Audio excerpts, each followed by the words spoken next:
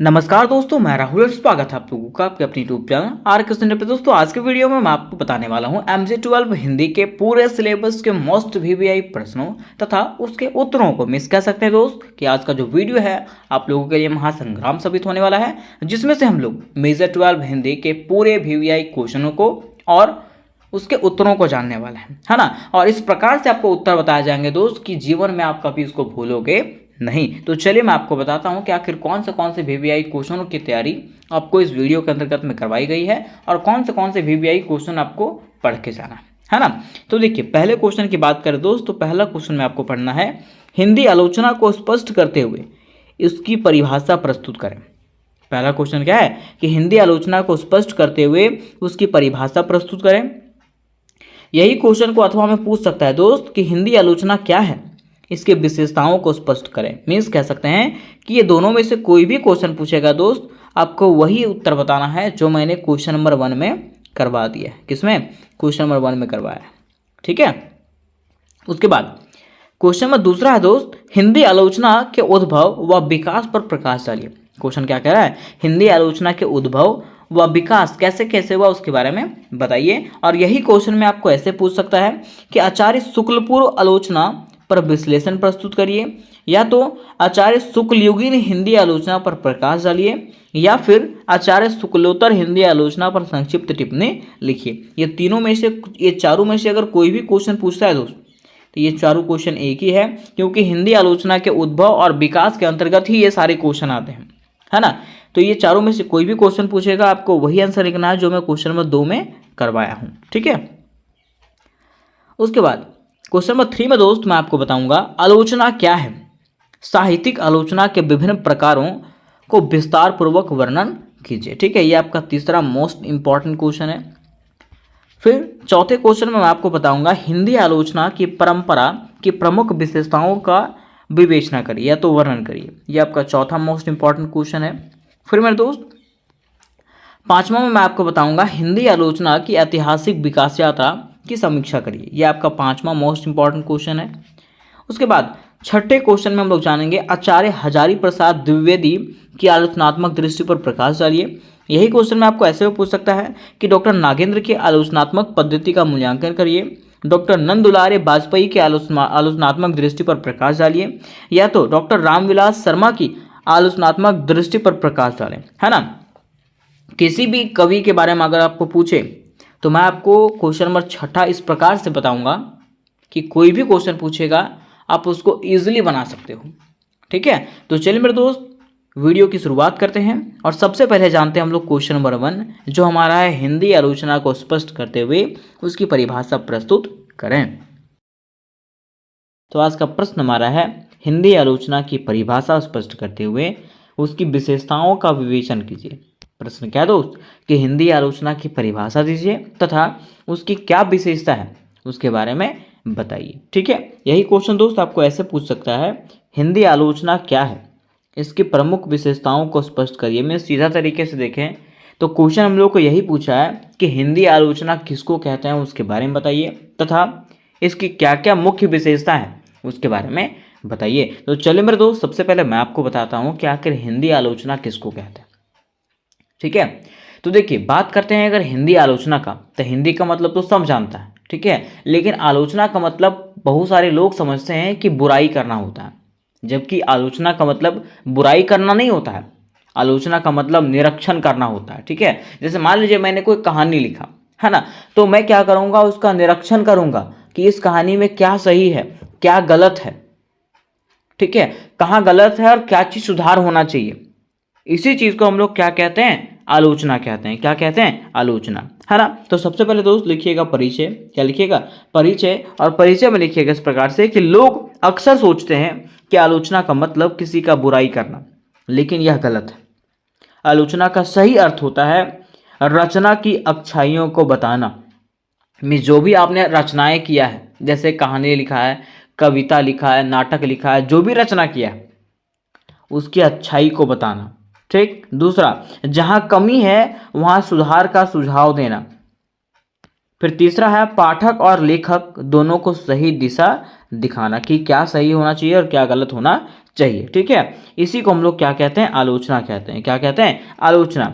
इसलिए कहा है कि इसीलिए आचार्य रामचंद्र शुक्ल ने कहा था कि आलोचना का काम केवल निंदा करना नहीं, मीन्स बुराई करना नहीं, बल्कि साहित्य के में जो भी कहानी है, कविता है, उसके सौंदर्य और महत्व को समझाना है। किसका मतलब, तो आलोचना का मतलब। ठीक है, अब कह रहा है अर्थात कहा जा सकता है कि हिंदी साहित्य को समझने और सही रूप से परखने के लिए आलोचना बहुत जरूरी है। मीन्स क्या कह रहा है कि हिंदी साहित्य, मीन्स हिंदी में जो साहित्य लिखे जाते हैं, जो कहानी हो, कविता हो, जो भी चीज़ें हो, उसको समझने के लिए और परखने के लिए, जांचने के लिए आलोचना क्या है, बेहद आवश्यक है। ठीक है, कह रहा है कि आलोचना का मतलब साहित्यिक रचना की अच्छाइयों और कमियों को पहचानना और उसकी राय देना है। क्या कह रहा है, आलोचना का मतलब क्या होता है, तो आलोचना का मतलब होता है साहित्यिक रचना, जो साहित्य है, उसकी अच्छाइयों और कमियों को पहचानना और उसको क्या करना, सही राय देना, ताकि वो और भी बेहतर हो सके। इसे ही हम लोग क्या कहते हैं, आलोचना कहते हैं। अब देखिए क्वेश्चन में दोस्त हम लोग ऐसे कहा था कि हिंदी साहित्य या तो हिंदी साहित्य आलोचना की क्या करिए, परिभाषा दीजिए। तो कह रहा है आलोचना शब्द का अर्थ है सोच समझकर किसी रचना के गुण दोष पर राय देना।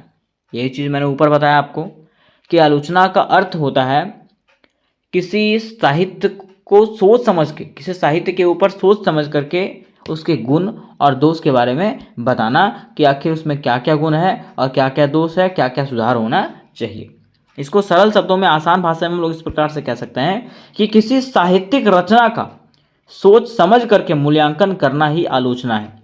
किसी साहित्यिक रचना का, कोई कहानी, कोई कविता को सोच समझ करके, उसको पढ़ के, उसको समझ के उसका मूल्यांकन करना, जांचना ही क्या कहलाता है, आलोचना कहलाता है। जैसे कि मान लीजिए कोई कविता पढ़ रहे हैं तो उसमें क्या क्या गुण है, क्या क्या दोष है, और जो दोष है उसमें क्या क्या सुधार होना चाहिए। इसे ही हम लोग क्या कहते हैं, आलोचना कहते हैं। तो यहाँ तक ये क्लियर है कि आप समझ गए होंगे कि आखिर आलोचना किसको कहा जाता है। ठीक है, अब देखिए आचार्य रामचंद्र शुक्ल के अनुसार से आलोचना का सही अर्थ क्या होता है, तो वे कहते हैं कि आलोचना का काम साहित्यिक रचनाओं के सौंदर्य को समझना और उसका सही मूल्य बताना है। वे क्या कहते हैं, तो वे कहते हैं कि आलोचना का सही काम जो होता है ना, वो साहित्यिक रचनाओं के सौंदर्य, उसमें जो गुण और दोष है उसको समझना और उसका सही मूल्य बताना कि क्या इसका महत्व है। ये किसका काम है, तो आलोचना का। ठीक है, ये कौन का है, तो आचार्य रामचंद्र शुक्ल ने कहा है। अब बातें यहाँ पे आती है मेरे दोस्त कि हिंदी आलोचना का विकास कैसे कैसे हुआ, आखिर इसका शुरुआत कैसे हुआ, है ना। तो कहा जाता है कि हिंदी आलोचना का इतिहास जो है ना वो बहुत पुराना है। किसका, हिंदी आलोचना का इतिहास जो है वो बहुत पुराना है। कैसे, तो कह रहा है कि पहले के समय में भक्ति काल के कवियों ने एक दूसरे की रचनाओं पर राय दिया। पहले के समय में क्या हुआ था, जब भक्ति का चल रहा था तो भक्ति काल के जो कवि थे उसने क्या किया था, एक दूसरे के रचनाओं पर, जैसे मान लीजिए ये मेरा कविता है, ये किसी और कवि का कविता है, ठीक है, तो मैंने इसके कविता पर राय दिया और इसने मेरे कविता पर राय दिया कि हाँ इसमें सुधार होना चाहिए, इसमें सुधार होना चाहिए, ये ठीक है, वो गलत है ना। तो ये कब हुआ था, भक्ति काल के दौरान। ठीक, उसके बाद कह रहा आधुनिक आलोचना की शुरुआत जो है ना 19वीं सदी में हुआ। आधुनिक आलोचना की शुरुआत जो है 19वीं शताब्दी में हुआ, 19वीं सदी में हुआ। कब, भारतेंदु हरिश्चंद्र के समय से। ठीक है, आगे कह रहा है आचार्य रामचंद्र शुक्ल ने आलोचना को वैज्ञानिक और तर्कपूर्ण बताया। किसको, आलोचना को। ठीक है, फिर आगे कह रहा है बाद में नामवर सिंह, रामविलास शर्मा जैसे आलोचकों ने क्या किया, इसे और भी आगे बढ़ाया। किसे, आलोचना को।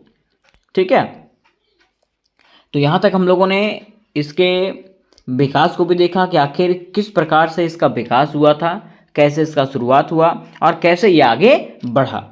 अब क्वेश्चन हमारा ऐसे कहा था दोस्त कि हिंदी आलोचना की विशेषताओं को बताइए। क्या बताइए, हिंदी आलोचना के विशेषताओं को, जो आपके एग्जाम के लिए मोस्ट इंपॉर्टेंट है। तो कहा गया है कि हिंदी आलोचना की पहली जो विशेषता है ना वो वस्तुनिष्ठता है। ठीक है, मतलब आपको निष्पक्ष रहना, किसी के पक्ष में जाना नहीं है। ठीक है, और जो सही है वो सही कहना है, जो गलत है वो गलत कहना है। वही कह रहा है हिंदी आलोचना का मुख्य गुण यह है कि किसी रचना का मूल्यांकन व्यक्तिगत पसंद या नापसंद से नहीं करती। ठीक है, ये क्या करती है, तो इसमें आलोचक को रचना के साथ न्याय करना होता है। जो आलोचक होता है, जो जांचने वाला होता है, ठीक है, उसको जो है रचना के साथ न्याय करना होता है और एक ही चीज़ पे तटस्थ रहना होता है। जैसे मान लो कि हाँ ये गलत है ना, तो ये गलत ही रहेगा, ऐसा नहीं कि ये सही हो जाएगा। सो ठीक है, वही कह रहा है कि इसमें जो आलोचक होते हैं, जो जांचने वाले होते हैं, उसको रचना के साथ न्याय करना होता है और उसको एक ही बात पे तटस्थ रहना होता है। ठीक है, दूसरा इसका विशेषता है तर्कपूर्ण विवेचना। कह रहा है कि आलोचना केवल प्रशंसा या निंदा नहीं है।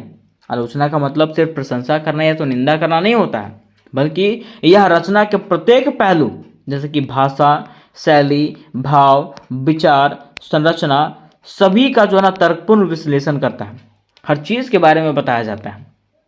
मान लीजिए एक कविता है, ठीक है, अब एक कविता में जांच करिएगा तो क्या जांच करिएगा, उसके भाषा को, उसके शैली को, उसके भाव को, उसके विचार को, उसकी संरचना को, हर चीज़ जांचिएगा। इसे ही हम लोग क्या कहते हैं, तो आलोचना कहते हैं। ये जो है इसका दूसरा विशेषता है। फिर बात करते हैं अगर इसके तीसरे विशेषता का दोस्त, तो तीसरा विशेषता है सौंदर्य बोध। क्या है, सौंदर्य बोध। कह रहा है आलोचना का कार्य रचना में निहित सौंदर्य को पहचानना और पाठक के सामने प्रस्तुत करना।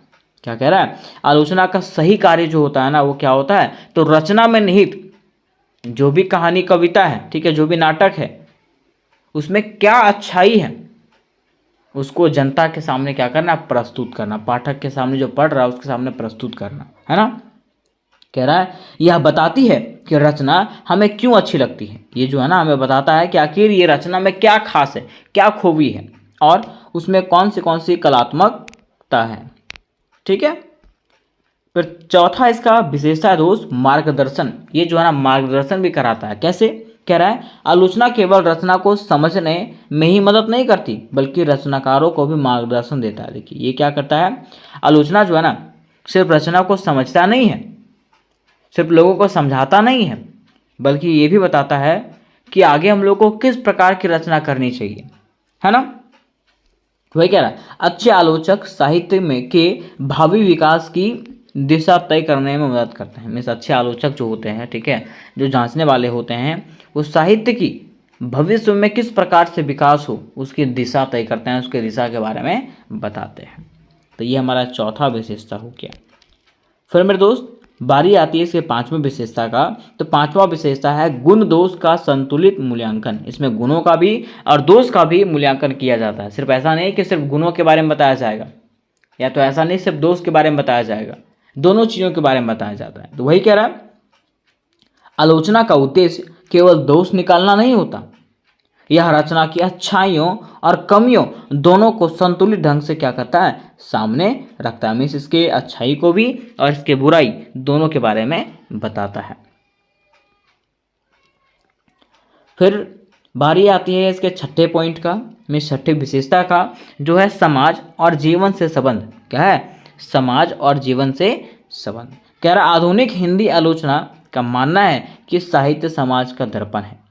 मीन्स आधुनिक हिंदी आलोचना जो है उसका मानना है कि साहित्य जो है समाज का दर्पण है। मीन्स साहित्य जो है, जो भी हिंदी कहानी कविता है, वो समाज के बारे में दर्शाता है, समाज के लोगों के बारे में, समाज के समस्याओं के बारे में दर्शाता है। मीन्स समाज का आईना है ये।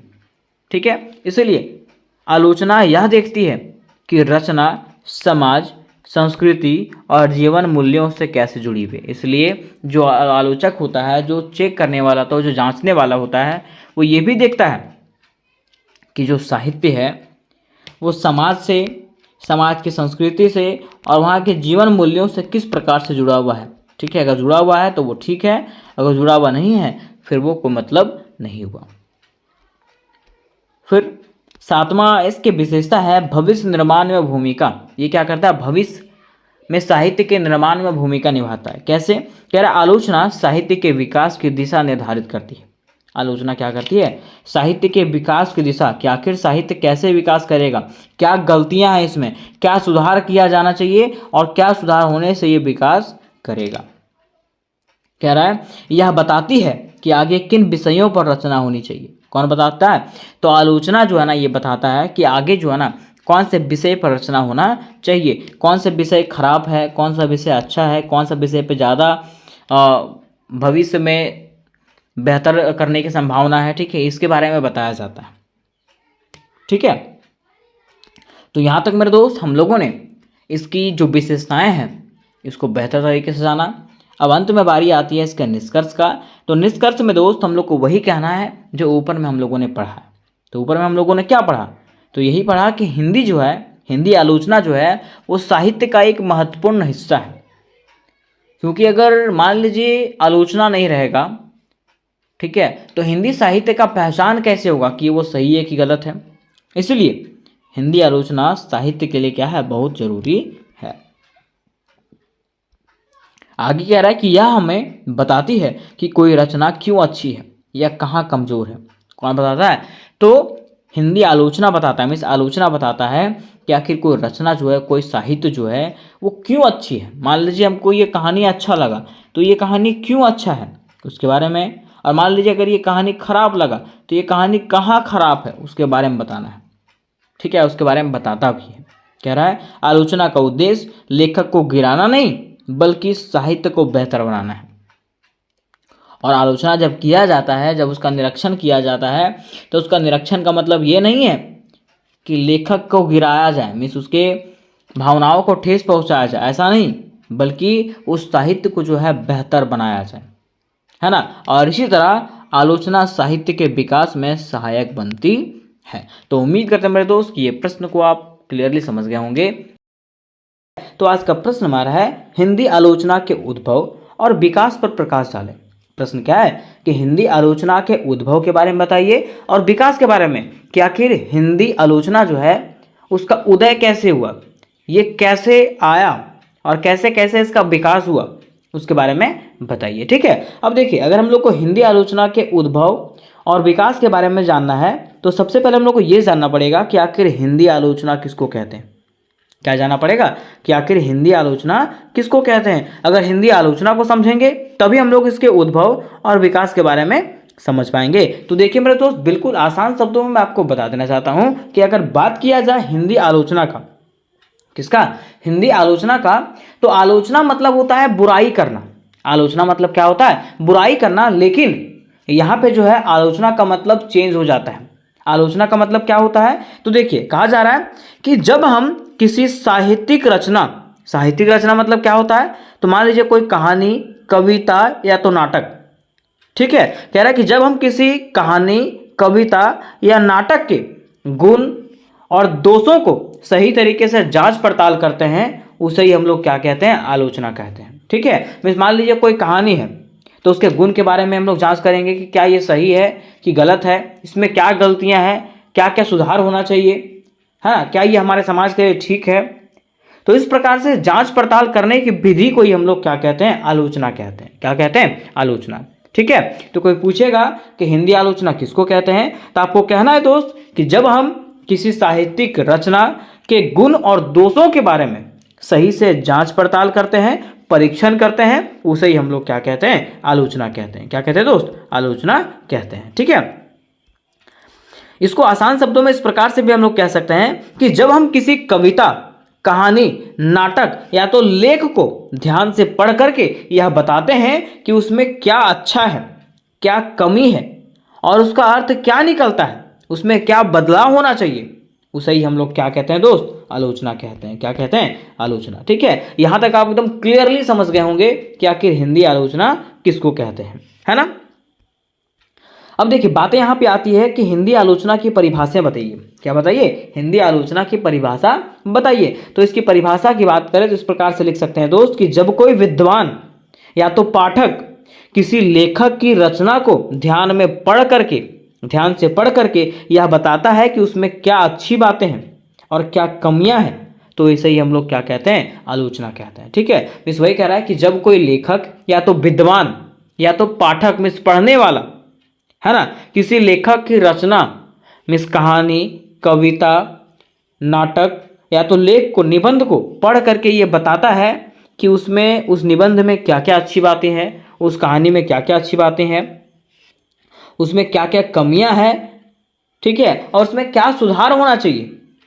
इसे ही हम लोग क्या कहते हैं दोस्त, आलोचना कहते हैं। क्या कहते हैं, आलोचना। ठीक है, वैसे अगर हम लोग आलोचना की बात करें तो आलोचना का मतलब सीधा मतलब होता है बुराई करना। आलोचना का सीधा मतलब क्या होता है, बुराई करना, लेकिन यहाँ पे आलोचना का मतलब चेंज हो गया है। आलोचना का मतलब आप देखिए कि उसमें क्या क्या अच्छी बातें हैं, क्या क्या कमियां हैं, क्या क्या सुधार होना चाहिए। ठीक है, अब देखिए कहा गया है कि आलोचना का काम केवल निंदा करना नहीं होता है। मीन्स आलोचना का काम सिर्फ बुराई करना नहीं होता है, बल्कि रचना की गहराई से जांच पड़ताल करना होता है। ठीक है, मीन्स वो जो रचना है, वो जो कहानी है, वो जो कविता है, ठीक है, उसका जांच पड़ताल करना है ना, कि इसमें क्या क्या सही बातें हैं और क्या क्या गलत बातें हैं। उसे ही हम लोग क्या कहते हैं, आलोचना कहते हैं। कह रहा है इससे हमें साहित्य को समझने में आसानी होती है। ठीक है, इससे हम लोग हिंदी साहित्य को जो है ना, कविता को, कहानी को जो है ना, बढ़िया तरीके से समझ पाते हैं, है ना। अब देखिए मेरे दोस्त, क्वेश्चन में हमारा ऐसे कहा था कि हिंदी आलोचना की शुरुआत बताइए। मीन्स हिंदी आलोचना के उद्भव के बारे में बताइए कि इसका शुरुआत कब से हुआ, है ना। तो कहा जाता है कि हिंदी आलोचना की सीधी शुरुआत जो है ना, वो आधुनिक युग से मानी जाती है। मीन्स हिंदी आलोचना का शुरुआत जो है वो आधुनिक युग से माना जाता है, लेकिन इसका जो जड़ है वो भक्ति काल और रीति काल में भी दिखाई देता है ना। ऐसे लोग मानता है कि इसकी शुरुआत जो है आधुनिक युग से हुआ, लेकिन इसका जो मेन शुरुआत है वो भक्ति काल और रीति काल से हुआ, है ना। कहा जाता है दोस्त कि उस समय कुछ संत कवियों और विद्वानों ने दूसरी रचनाओं पर टीका टिप्पणी किया था। मीन्स क्या कह रहा है कि उस समय भी कुछ ऐसे संत लोग थे, कुछ ऐसे कवि लोग थे, कुछ ऐसे विद्वान थे जिन्होंने दूसरे कवियों, दूसरे लेखकों की रचनाओं पर क्या किया था, टीका टिप्पणी किया था। मीन्स बताया था कि ये इसमें क्या गलत है और क्या सही है, जो आलोचना का पहला रूप माना जा सकता है ना। ये क्या था, आलोचना का पहला रूप था। मीन्स कह सकते हैं कि यहां से आलोचना की शुरुआत हुई थी। लेकिन जो रियलिटी माना जाता है, जो सच्चाई माना जाता है, वो है आधुनिक आलोचना की शुरुआत, है ना। और इसमें कहा गया दोस्त कि हिंदी में साहित्यिक आलोचना की असली शुरुआत जो है ना, भारतेंदु युग से होती है। मीन्स हिंदी साहित्य में आलोचना की जो असली शुरुआत मानी जाती है वो भारतेंदु युग से मानी जाती है। कब से, भारतेंदु युग से, जो 1870 के बाद आई थी।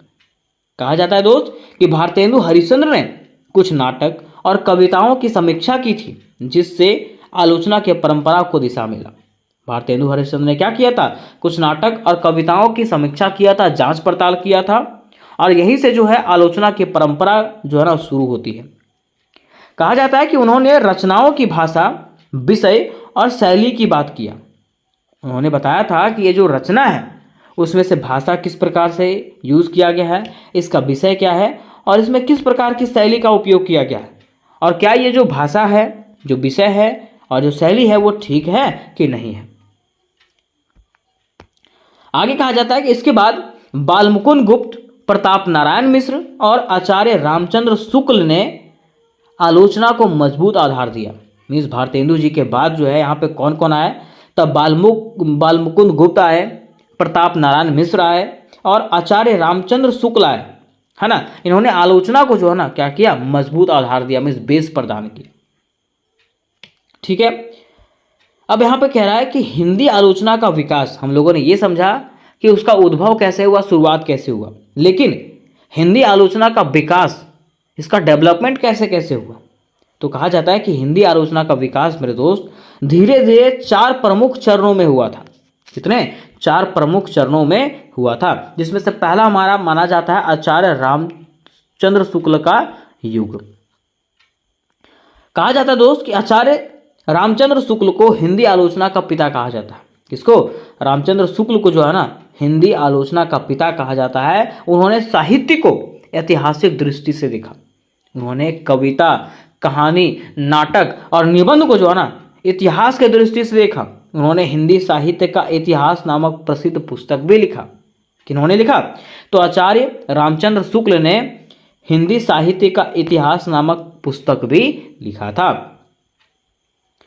कहा जाता है दोस्त कि उनका मानना था कि साहित्य समाज से जुड़ा होना चाहिए। किनका मानना था, तो आचार्य रामचंद्र शुक्ल का मानना था कि साहित्य जो है ना वो समाज से जुड़ा हुआ होना चाहिए। उन्होंने रचनाओं की सामाजिक उपयोगिता को मुख्य मापदंड बनाया। क्या कह रहा है, उन्होंने क्या किया, तो रचनाओं की सामाजिक उपयोगिता को मुख्य मापदंड बनाया, मीन्स समाज को जो है ना इसमें से आधार बनाया। ठीक है, अब इसकी मुख्य विशेषताएं क्या क्या है, तो कहा जा रहा है कि साहित्य को समाज से जोड़ना। इन्होंने क्या किया, तो अपने युग में साहित्य को जो है समाज से जोड़ा। ठीक है, उसके साथ साथ रचना की गहराई से जांच, जो भी रचनाएं होती थी, जो भी कविता लिखा जाता था, जो भी कहानी लिखी जाती थी, उसकी वो जांच पड़ताल करते थे गहराई से कि क्या वो सही है, क्या वो गलत है, इसमें क्या सुधार होना चाहिए, क्या क्या सुधार नहीं होना चाहिए, हर चीज को ये क्या करते थे, जांच करते थे। फिर मेरे दोस्त उसके बाद आता है आचार्य हजारी प्रसाद द्विवेदी जी का युग, है ना। अब कहा जाता है कि शुक्ल जी के बाद जो है ना आलोचना में एक नया मोड़ आया था। वो मोड़ क्या था, तो हजारी प्रसाद द्विवेदी जी ने आलोचना को एक नया दृष्टिकोण दिया। उन्होंने रचना के आध्यात्मिक और सांस्कृतिक पक्षों पर ध्यान दिया। उन्होंने रचना पे जो है ना सांस्कृतिक पक्ष दिया, मीन्स संस्कृति पे ध्यान दिया, है ना। कहा जाता है दोस्त उदाहरण के लिए कि कबीर जी पर जो है ना उनकी पुस्तक कबीर बहुत प्रसिद्ध है। मीन्स उन्होंने एक किताब लिखा था किसके ऊपर, कबीर जी के ऊपर। ठीक है, और यह जो पुस्तक है वो क्या है, काफी प्रसिद्ध है। कहा जाता है दोस्त कि इनकी प्रमुख विशेषताएं हैं, ये क्या करते थे, तो रचना के भीतर छिपे भावों को समझते थे। मीन्स जो कहानी है, जो कविता है, उनके अंदर जो भावना है उसको वो समझते थे। ठीक है, और समझाते थे। दूसरा क्या है, सांस्कृतिक और ऐतिहासिक दृष्टिकोण, मीन्स वे अपने रचना में जो है वो सांस्कृतिक और ऐतिहासिक दृष्टिकोण को भी जोड़ते थे। मीन्स हमारे संस्कृति और इतिहास से जुड़े हुए बातों को भी जोड़ते थे। तीसरा कह रहा है कि सरल और सुंदर भाषा, ये जो है अपनी रचनाओं में सरल और सुंदर भाषा का उपयोग किया करते थे, है ना। नेक्स्ट हमारे आते हैं दोस्त डॉक्टर नामवर सिंह का युग। तीसरा जो युग आता है वो किसका युग आता है, डॉक्टर नामवर सिंह का युग। अब कहा जाता है कि नामवर सिंह ने आलोचना को एक नया दिशा दिया। इन्होंने क्या किया, आलोचना को एक नया मतलब विकास किया, नया युग लेके आया ये, है ना। कहा जाता है कि उन्होंने रचना का मूल्यांकन मार्क्सवादी दृष्टिकोण से किया। अब मार्क्सवादी दृष्टिकोण क्या है, तो देखिए आगे कहा गया कि उनके अनुसार साहित्य को केवल भावनाओं से नहीं बल्कि सामाजिक बदलाव और संघर्ष से जोड़कर देखना चाहिए। अब देखिए इन्होंने क्या कहा कि साहित्य को सिर्फ भावना से नहीं जोड़ना है, साहित्य को जो है समाज से भी जोड़ना है, समाज में होने वाले बदलाव से भी जोड़ना है। ठीक है, और समाज में होने वाले संघर्ष से भी जोड़ना है। ये किसने कहा, तो डॉक्टर नामवर सिंह जी ने, है ना। कहा जाता है कि उनकी आलोचना में समाज, वर्ग, अन्याय जैसे मुद्दों पर जोर रहता था।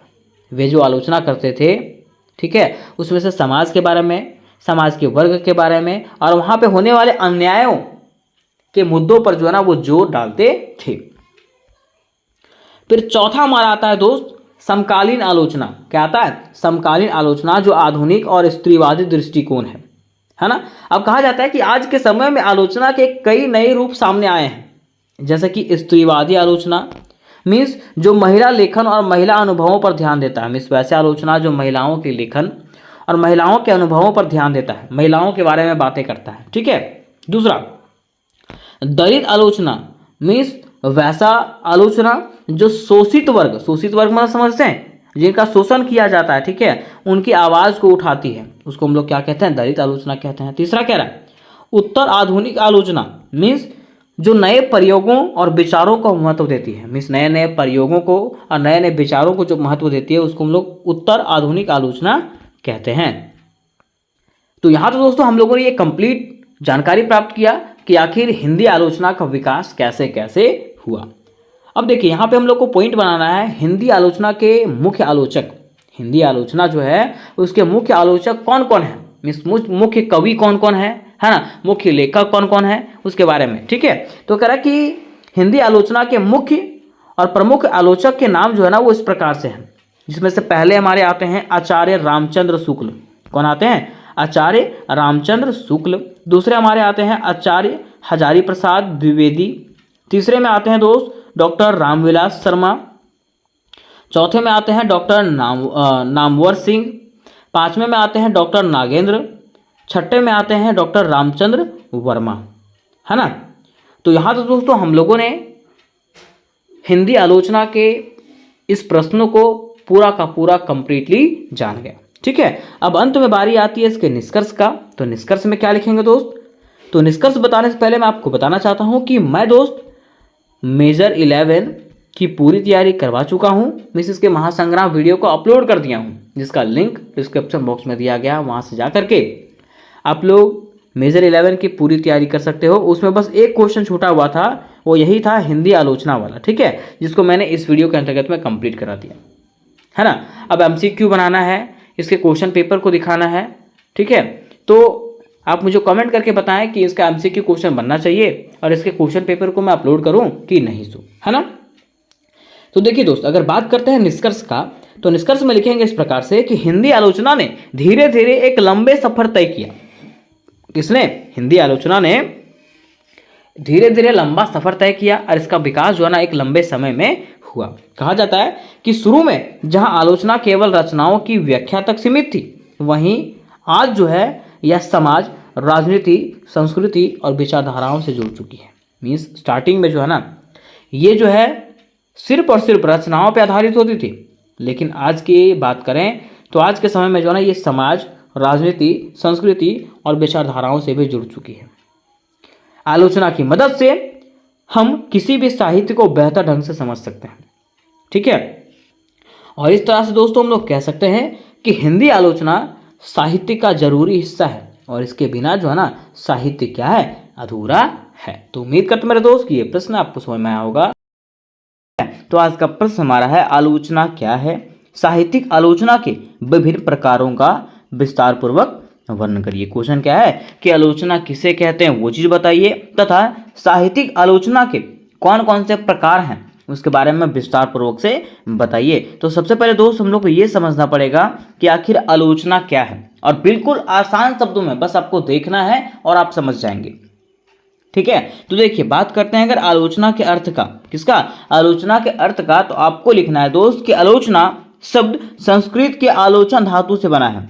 आलोचना शब्द जो बना है ना वो संस्कृत की आलोचन धातु से बना है, जिसका अर्थ होता है देखना, परखना और जांचना। कोई पूछेगा आलोचना का अर्थ क्या है, तो कहिएगा आलोचना शब्द जो है संस्कृत के आलोचन धातु से बना है, जिसका अर्थ होता है देखना, परखना या तो जांचना। मीन सीधा कह सकते हैं कि अगर कोई साहित्य है, साहित्य मतलब कहानी, कविता, नाटक, निबंध, उसको बढ़िया से देखना, उसको परखना और उसको जांचना ही क्या कहलाता है? आलोचना कहलाता है। क्या कहलाता है? आलोचना कहलाता है। वही आगे लिखा हुआ, अर्थात आलोचना का मतलब सिर्फ किसी का बुराई करना नहीं होता, बल्कि आलोचना का सही अर्थ है किसी साहित्यिक रचना जहां भी आए आपको समझ जाना है, कविता, कहानी, निबंध, नाटक, ठीक है। तो वही कह रहा है साहित्यिक रचना का निष्पक्ष मूल्यांकन करना, उसका जांच करना, उसकी विशेषताओं और दोषों का पता लगाना ही क्या कहलाता है? आलोचना कहलाता है। मैं सीधा आपको कहना है किसी साहित्यिक रचना का निष्पक्ष मूल्यांकन करना, उसके पक्ष में ना होकर के उसको जांच करना, उसकी विशेषताओं और दोषों का पता लगाना ही क्या कहलाता है? आलोचना कहलाता है। क्या कहलाता है दोस्त? आलोचना कहलाता है, ठीक है। आगे कह रहा है कि जब हम किसी साहित्यिक रचना जैसे कि कविता, कहानी, उपन्यास को ध्यान से पढ़ते हैं, उसके गुण दोषों को बताते हैं और यह समझते हैं कि वह रचना कितनी अच्छी है, तो यह काम आलोचना कहलाता है। क्या कह रहा है कि जब हम किसी साहित्यिक रचना को पढ़ते हैं, मिस कविता को पढ़ते हैं, कहानी को पढ़ते हैं, उपन्यास को पढ़ते हैं, नाटक को पढ़ते हैं, और जब हम उसके गुण और दोषों को बताते हैं और यह समझते हैं कि यह रचना जो है वो कितनी अच्छी है, या कविता कितनी अच्छी है, या कहानी कितना अच्छा है, तो यह काम जो है वो क्या कहलाता है? आलोचना कहलाता है, ठीक है। मीन्स कोई भी कहानी, कविता को पढ़ना, उसके गुण के बारे में बताना कि आखिर ये कविता क्यों अच्छा है, और अगर अच्छा नहीं है तो क्यों अच्छा नहीं है, इसमें क्या सुधार होना चाहिए, इसी को हम लोग क्या कहते हैं? आलोचना कहते हैं। अब देखिए यहाँ पे कह रहा है सरल शब्दों में, अगर आसान शब्दों में समझने का प्रयास करते हैं तो कह रहा है आलोचना का इक्वल क्या होता है? आलोचना बराबर होता है रचना को गहराई से अध्ययन करना, मैं जो भी वहाँ पर रचना आपको दिया हुआ है, चाहे वो कविता हो, कहानी हो, जो भी चीज़ हो, उसको गहराई से अध्ययन करना, बेहतर तरीके से पढ़ना। दूसरा, उसके गुण और दोषों को बताना। तीसरा, सही मूल्यांकन करना, सही से जांच करना। यही क्या कहलाता है? आलोचना कहलाता है। अगर आपको यहाँ तक नहीं समझ में आया तो उदाहरण देख लीजिए। उदाहरण कह रहा है कि अगर हम किसी कविता को पढ़कर बताते हैं कि उसकी भाषा सुंदर है, विचार अच्छे हैं, लेकिन उसमें थोड़ी सी जटिलता है, थोड़ा सा कठिनाई है, तो यह क्या है? आलोचना। मैंने वो कविता को पढ़ा, कविता को पढ़ने के बाद मुझे वो भाषा बहुत अच्छा लगा, ठीक है, विचार अच्छे लगे, लेकिन जो लिखने का तरीका है वो थोड़ा सा कठिन लगा, पढ़ने का तरीका थोड़ा सा कठिन लगा, तो ये वहाँ का क्या है? आलोचना है। मैं कहूँगा कि वे भाषा को बदल करके, मतलब वे लिखने का तरीका को बदल के कोई और तरीका अपनाए, है ना। इसी को हम लोग क्या कहते हैं? आलोचना कहते हैं। मीन्स उसकी गुण और दोष के बारे में बताइए, और अगर कोई दोष है तो उसको निपटारा करने का प्रयास कीजिए, उसे ही हम लोग आलोचना कहते हैं। तो यहाँ तक आप क्लियरली समझ गए होंगे कि आखिर आलोचना क्या है और आलोचना किसे कहते हैं। अब देखिए, क्वेश्चन में हमारा ऐसे कहा था, साहित्यिक आलोचना की परिभाषा दीजिए। क्या करिए? साहित्यिक आलोचना की परिभाषा। साहित्यिक आलोचना क्या है? तो कह रहा है किसी साहित्यिक कृति जैसा कि कहानी, कविता, नाटक, निबंध आदि का गहराई से अध्ययन करके उसकी खूबियों और कमियों का सही विश्लेषण करना ही साहित्यिक आलोचना कहलाती है। ठीक है, बार बार वही बात आ रहा है। कोई भी साहित्यिक कृति हो, कोई भी साहित्यिक किताब हो, कहानी हो, कविता हो, नाटक हो, निबंध हो, उसका गहराई पूर्वक से अध्ययन करना, और अध्ययन करने के बाद उसकी खूबियों को बताना, उसकी कमियों को बताना और सही से विश्लेषण करना क्या कहलाता है? साहित्यिक आलोचना कहलाता है। वैसे जब लोग आलोचना के बारे में पढ़ते हैं ना, तो आलोचना का मतलब सीधा समझते हैं बुराई करना, लेकिन बुराई करना नहीं होता है। ठीक है, आलोचना का मतलब उसके कमियों को बताना होता है। ठीक है, वही देखो यहाँ पे कह रहा है, आलोचना केवल बुराई ढूंढने का काम नहीं है, या तो नाम नहीं है, बल्कि साहित्य की अच्छे बातों को पहचानना और उन्हें सामने लाना होता है। किसका मतलब? आलोचना का मतलब। तो चलिए मेरे दोस्त, अब इसके विशेषताओं को समझते हैं। देखिए, बात करते हैं अगर इसकी विशेषताओं का, तो पहला विशेषता कह रहा है, आलोचना में निष्पक्षता होना आवश्यक है। मीन्स आपको निष्पक्ष होना है। ठीक है, ऐसा नहीं कि आपको दोनों तरफ होना है। ठीक है, ये ठीक भी है और नहीं भी ठीक है, ऐसा नहीं। अगर ठीक है तो ठीक कहिए, अगर गलत है तो गलत कहिए। हाँ, निष्पक्ष होना आपको। दूसरा कह रहा, आलोचक को साहित्यिक ज्ञान और संवेदनशीलता होनी चाहिए। देखिए, जो आलोचक कर रहा है, जो उसके बारे में बता रहा है, ठीक है, उसको साहित्य का ज्ञान होना चाहिए। अब ऐसा नहीं, मान लीजिए कि यहाँ पे ABCD लिखा हुआ है, ठीक है, ABCD हम किसी को जांचने के लिए देते हैं और वो सिर्फ का खा ही जानता है, ठीक है, तो वो कैसे जानेगा इसके बारे में कि कहाँ गलत है ना। तो वही कह रहा है कि आलोचक जो बताने वाला है उसको साहित्य का ज्ञान होना चाहिए। ठीक है। तीसरा कह रहा, आलोचना का उद्देश्य साहित्य को सही दिशा दिखाना होता है। आलोचना का उद्देश्य क्या होता है? तो आलोचना का उद्देश्य होता है साहित्य को सही दिशा दिखाना। मान लीजिए अगर वो कहीं गलत है तो उसको सही बताना कि आखिर यहाँ पे क्या होना चाहिए। ठीक है। चौथा कह रहा है, आलोचना रचनात्मक भी होती है, यह लेखक को सुधार के अवसर देती है। मीन्स देखिए, आलोचना जो होता है रचनात्मक होता है। ठीक है, जो उसका लेखक होता है उसको सुधारने का भी मौका मिलता है ना, आप उसमें सुधार भी कर सकते हैं। तो ये उसकी विशेषताएं रही। अब हमारा क्वेश्चन में ऐसे कहा था कि साहित्यिक आलोचना के विभिन्न प्रकारों का वर्णन करिए। किसके? साहित्यिक आलोचना के कौन कौन से अलग अलग प्रकार हैं उसके बारे में बताइए। तो कह रहा दोस्त, साहित्यिक आलोचना को अलग अलग आधारों पर विभाजित किया गया है। किसको? साहित्यिक आलोचना को जो है ना अलग अलग आधारों पर बांटा गया है। इसके प्रमुख प्रकार इस प्रकार से हैं। तो चलिए हम लोग जानते हैं कि आखिर इसके प्रमुख प्रकार कौन कौन से हैं। तो देखिए, पहले इसके प्रमुख प्रकार की बात करते हैं। तो पहला प्रमुख प्रकार आता है व्याख्यात्मक आलोचना में, जिसमें व्याख्या किया जाता है। कह रहा है इसमें आलोचक मतलब जो बताने वाला है ना, इसमें आलोचक रचना को विस्तार से समझाता है। ठीक है, इसमें जो आलोचक है, जो पढ़ने वाला है, वो क्या करता है? इस रचना को, ये जो कहानी है, कविता है, उसको विस्तार से समझता है या तो समझाता है। ठीक है। दूसरा, वह रचना के कठिन शब्दों, विचारों और भावों को सरल भाषा में बताता है। मीन्स कि वो उसको पढ़ा और जहां भी उसको शब्द कठिन लगे, ठीक है, वो क्या करता है? उसको आसान भाषा में बदलने का प्रयास करता है और बताता है। ठीक। तीसरा कह रहा है इसका उद्देश्य रचना को पाठकों के लिए समझने योग्य बनाना है। इसका उद्देश्य क्या है? तो इसका उद्देश्य यही है कि जहाँ भी हार्ड आपको वर्ड लगे, जहाँ भी कठिन शब्द लगे, उसको आसान भाषा में बताना और इस प्रकार से बताना कि पाठक जो है, पढ़ने वाला जो है, उसको आसानी से समझ जाए। ठीक है, तो ये हमारा हो गया पहला व्याख्यात्मक आलोचना, है ना। इसके उदाहरण हम लोग देख सकते हैं। कह रहा है किसी कविता का शब्दार्थ और भावार्थ समझाना। ठीक है, मान लीजिए कोई कविता है तो उसका शब्दार्थ में शब्द क्या क्या उपयोग किया गया उसके बारे में बताना और भावार्थ समझाना क्या कहलाता है? व्याख्यात्मक आलोचना कहलाता है।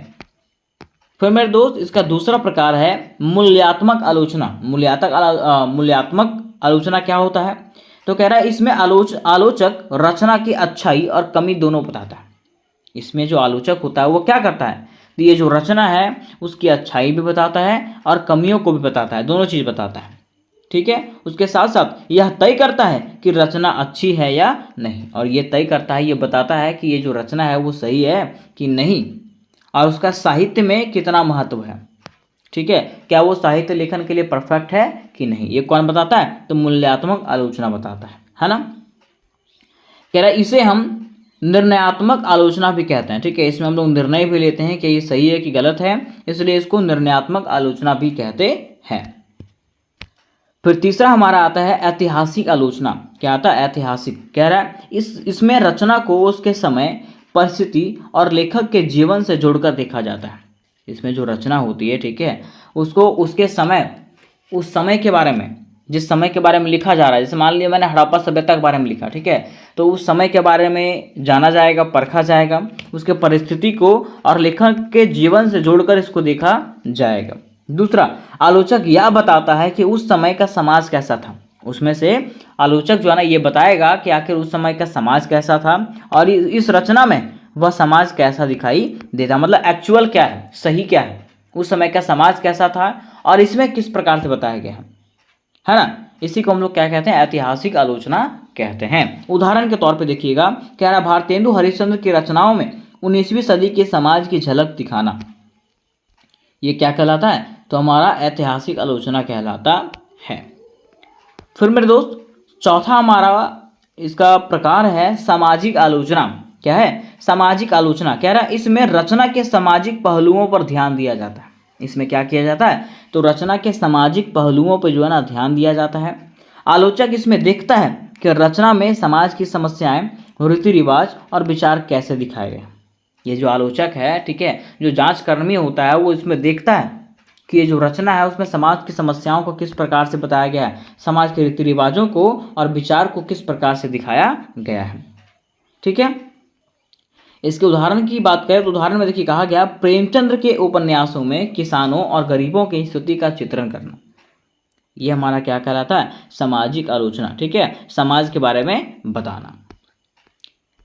फिर पांचवा हमारा आता है दोस्त मनोवैज्ञानिक आलोचना। क्या आता है? मनोवैज्ञानिक आलोचना। कह रहा है इसमें आलोचक रचना के पात्रों के मन, विचार और भावनाओं का विश्लेषण करता है। देखिए इसमें आलोचक क्या करता है? जो जांचकर्ता होता है वो क्या करता है? तो रचना के पात्रों का मन, जैसे मान लीजिए मैं किसी बूढ़े व्यक्ति के बारे में बोल रहा हूँ, ठीक है, तो ये क्या करेगा? उसके बारे में सोचेगा, उसके विचारों को और उसके भावनाओं को क्या करेगा? विश्लेषण करेगा कि क्या एक बूढ़े व्यक्ति का भावना ऐसा होता है, उसके मन में ऐसा होता है, उसके विचार ऐसा होता है, उसके बारे में। ठीक है, वह लेखक की मानसिकता और सोच को भी समझने की कोशिश करता है। उसके साथ साथ मान लीजिए एक बूढ़ा के बारे में लेखक ने कुछ लिखा, ठीक है, तो वो जानने का प्रयास करेगा कि इस लेखक ने जो इस बूढ़े के बारे में लिखा है क्या वो सत्य लिखा है कि गलत लिखा है ना। इसे हम लोग क्या कहते हैं? मनोवैज्ञानिक आलोचना। मीन्स उसके मन को पढ़ने का प्रयास करेगा।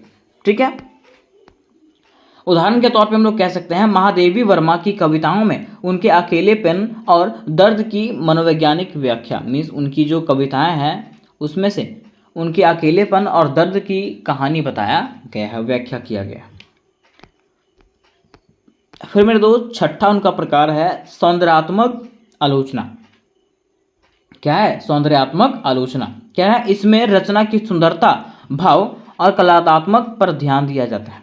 इसमें जो है ना रचना की सुंदरता, भाव और कलात्मकता पर ध्यान दिया जाता है। ठीक है, इसमें देखा जाता है कि वो जो रचना किया गया है वो किस प्रकार से है, उसका भाव कैसा है, इसका सुंदरता कैसा है ना, कला पे किस प्रकार से ध्यान दिया गया है, हर चीज़ के बारे में देखा जाता है। ठीक है, कह रहा आलोचक यह देखता है कि रचना में भाषा कितनी मधुर है और भाव कितने गहरे हैं। देखिए, इसमें जो जांचकर्ता होता है वो ये चीज़ देखता है कि जो रचना किया गया है उसमें भाषा किस प्रकार से, क्या भाषा लोगों को समझ में आ रहा है कि नहीं, और इसके जो भाव हैं वो कितने गहरे चीज़ों को बताते हैं, इस चीज़ के बारे में जानकारी देता है। कौन? सौंदर्यात्मक आलोचना। ठीक है, इसका उदाहरण देखिए, कह रहा है किसी कविता में अनुप्रास, रूपक और अलंकारों की सुंदरता को बताना ही क्या कहलाता है? तो सौंदर्यात्मक आलोचना कहलाता है। उसके बाद मेरे दोस्त हमारा 7वां प्रकार आता है प्रभाववादी आलोचना। क्या आता है? प्रभाववादी आलोचना। अब प्रभाववादी आलोचना क्या है? तो कह रहा है इसमें आलोचक रचना पढ़ने के बाद जो अनुभव या असर महसूस करता है उसे लिखता है।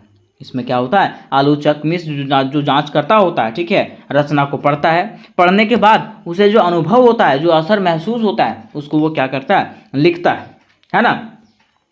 तथा इसमें आलोचक की व्यक्तिगत भावना का महत्व अधिक होता है। इसमें जो आलोचक है, जो जांच करता है, उसकी व्यक्तिगत भावना, उसके अंदर की भावना का महत्व जो है अधिक दिया जाता है। तो यहाँ तक हम लोगों ने इसके 7 प्रमुख प्रकारों को जान लिया। अब थोड़ा सा इसके उदाहरण को देखते हैं। कह रहा है किसी कहानी को पढ़कर आलोचक कहे कि यह कहानी पढ़कर मन बहुत दुखी हो गया। मान लीजिए कोई कहानी है, ठीक है, कोई कहानी को पढ़ करके अगर आलोचक कहे, में जांचकर्ता कहे कि ये कहानी को पढ़ करके मुझे बहुत दुखी हुआ, इसका मतलब उसके मन में इसका प्रभाव पड़ा, और जब मन में प्रभाव पड़ा तो इसी आलोचना को क्या कहते हैं? प्रभाववादी आलोचना कहते हैं। तो यहाँ तक मेरे दोस्त हम लोगों ने इसके 7 प्रकारों को जान लिया। अब बारी आती है इसके निष्कर्ष का। तो निष्कर्ष में लिखेंगे इस प्रकार से कि आलोचना का असली काम है साहित्य को सही ढंग से समझाना और पाठकों को उसका महत्व बताना। आलोचना का सही काम क्या होता है? तो आलोचना का सही काम होता है साहित्य को सही ढंग से बताना, समझना और पाठकों को, जो पढ़ने वाला है, उसके महत्व को बताना। ठीक है, क्या आलोचना साहित्य का दर्पण है। आलोचना जो है वो क्या करता है? साहित्य का दर्पण होता है, ये समाज को भी दिखाता है ना। यह ना केवल रचना की खामियां दिखाती है बल्कि उसकी खूबियों को भी सामने लाती है। ठीक है, ये जो है ना, रचना की सिर्फ कमी को नहीं बताता है बल्कि उसके फायदे को भी बताता है। कह रहा है साहित्यिक आलोचना के विभिन्न प्रकार हमें यह सिखाते हैं कि रचना को अलग अलग दृष्टिकोण से कैसे देखा जा सकता है। कौन ये बताता है? तो साहित्यिक आलोचना के विभिन्न प्रकार जो है ना, हमें ये सिखाते हैं, ये बताते हैं कि रचना को हम लोग अलग अलग दृष्टिकोण से कैसे देख सकते हैं। इससे हमें साहित्य को गहराई से समझने और उसका सही मूल्यांकन करने में मदद मिलता है। इससे उसके प्रकारों से। तो उम्मीद करते हैं मेरे दोस्त ये प्रश्न आपको समझ में आया होगा। तो आज का प्रश्न हमारा है हिंदी आलोचना की परंपरा की प्रमुख विशेषताओं का वर्णन कीजिए। क्वेश्चन क्या है?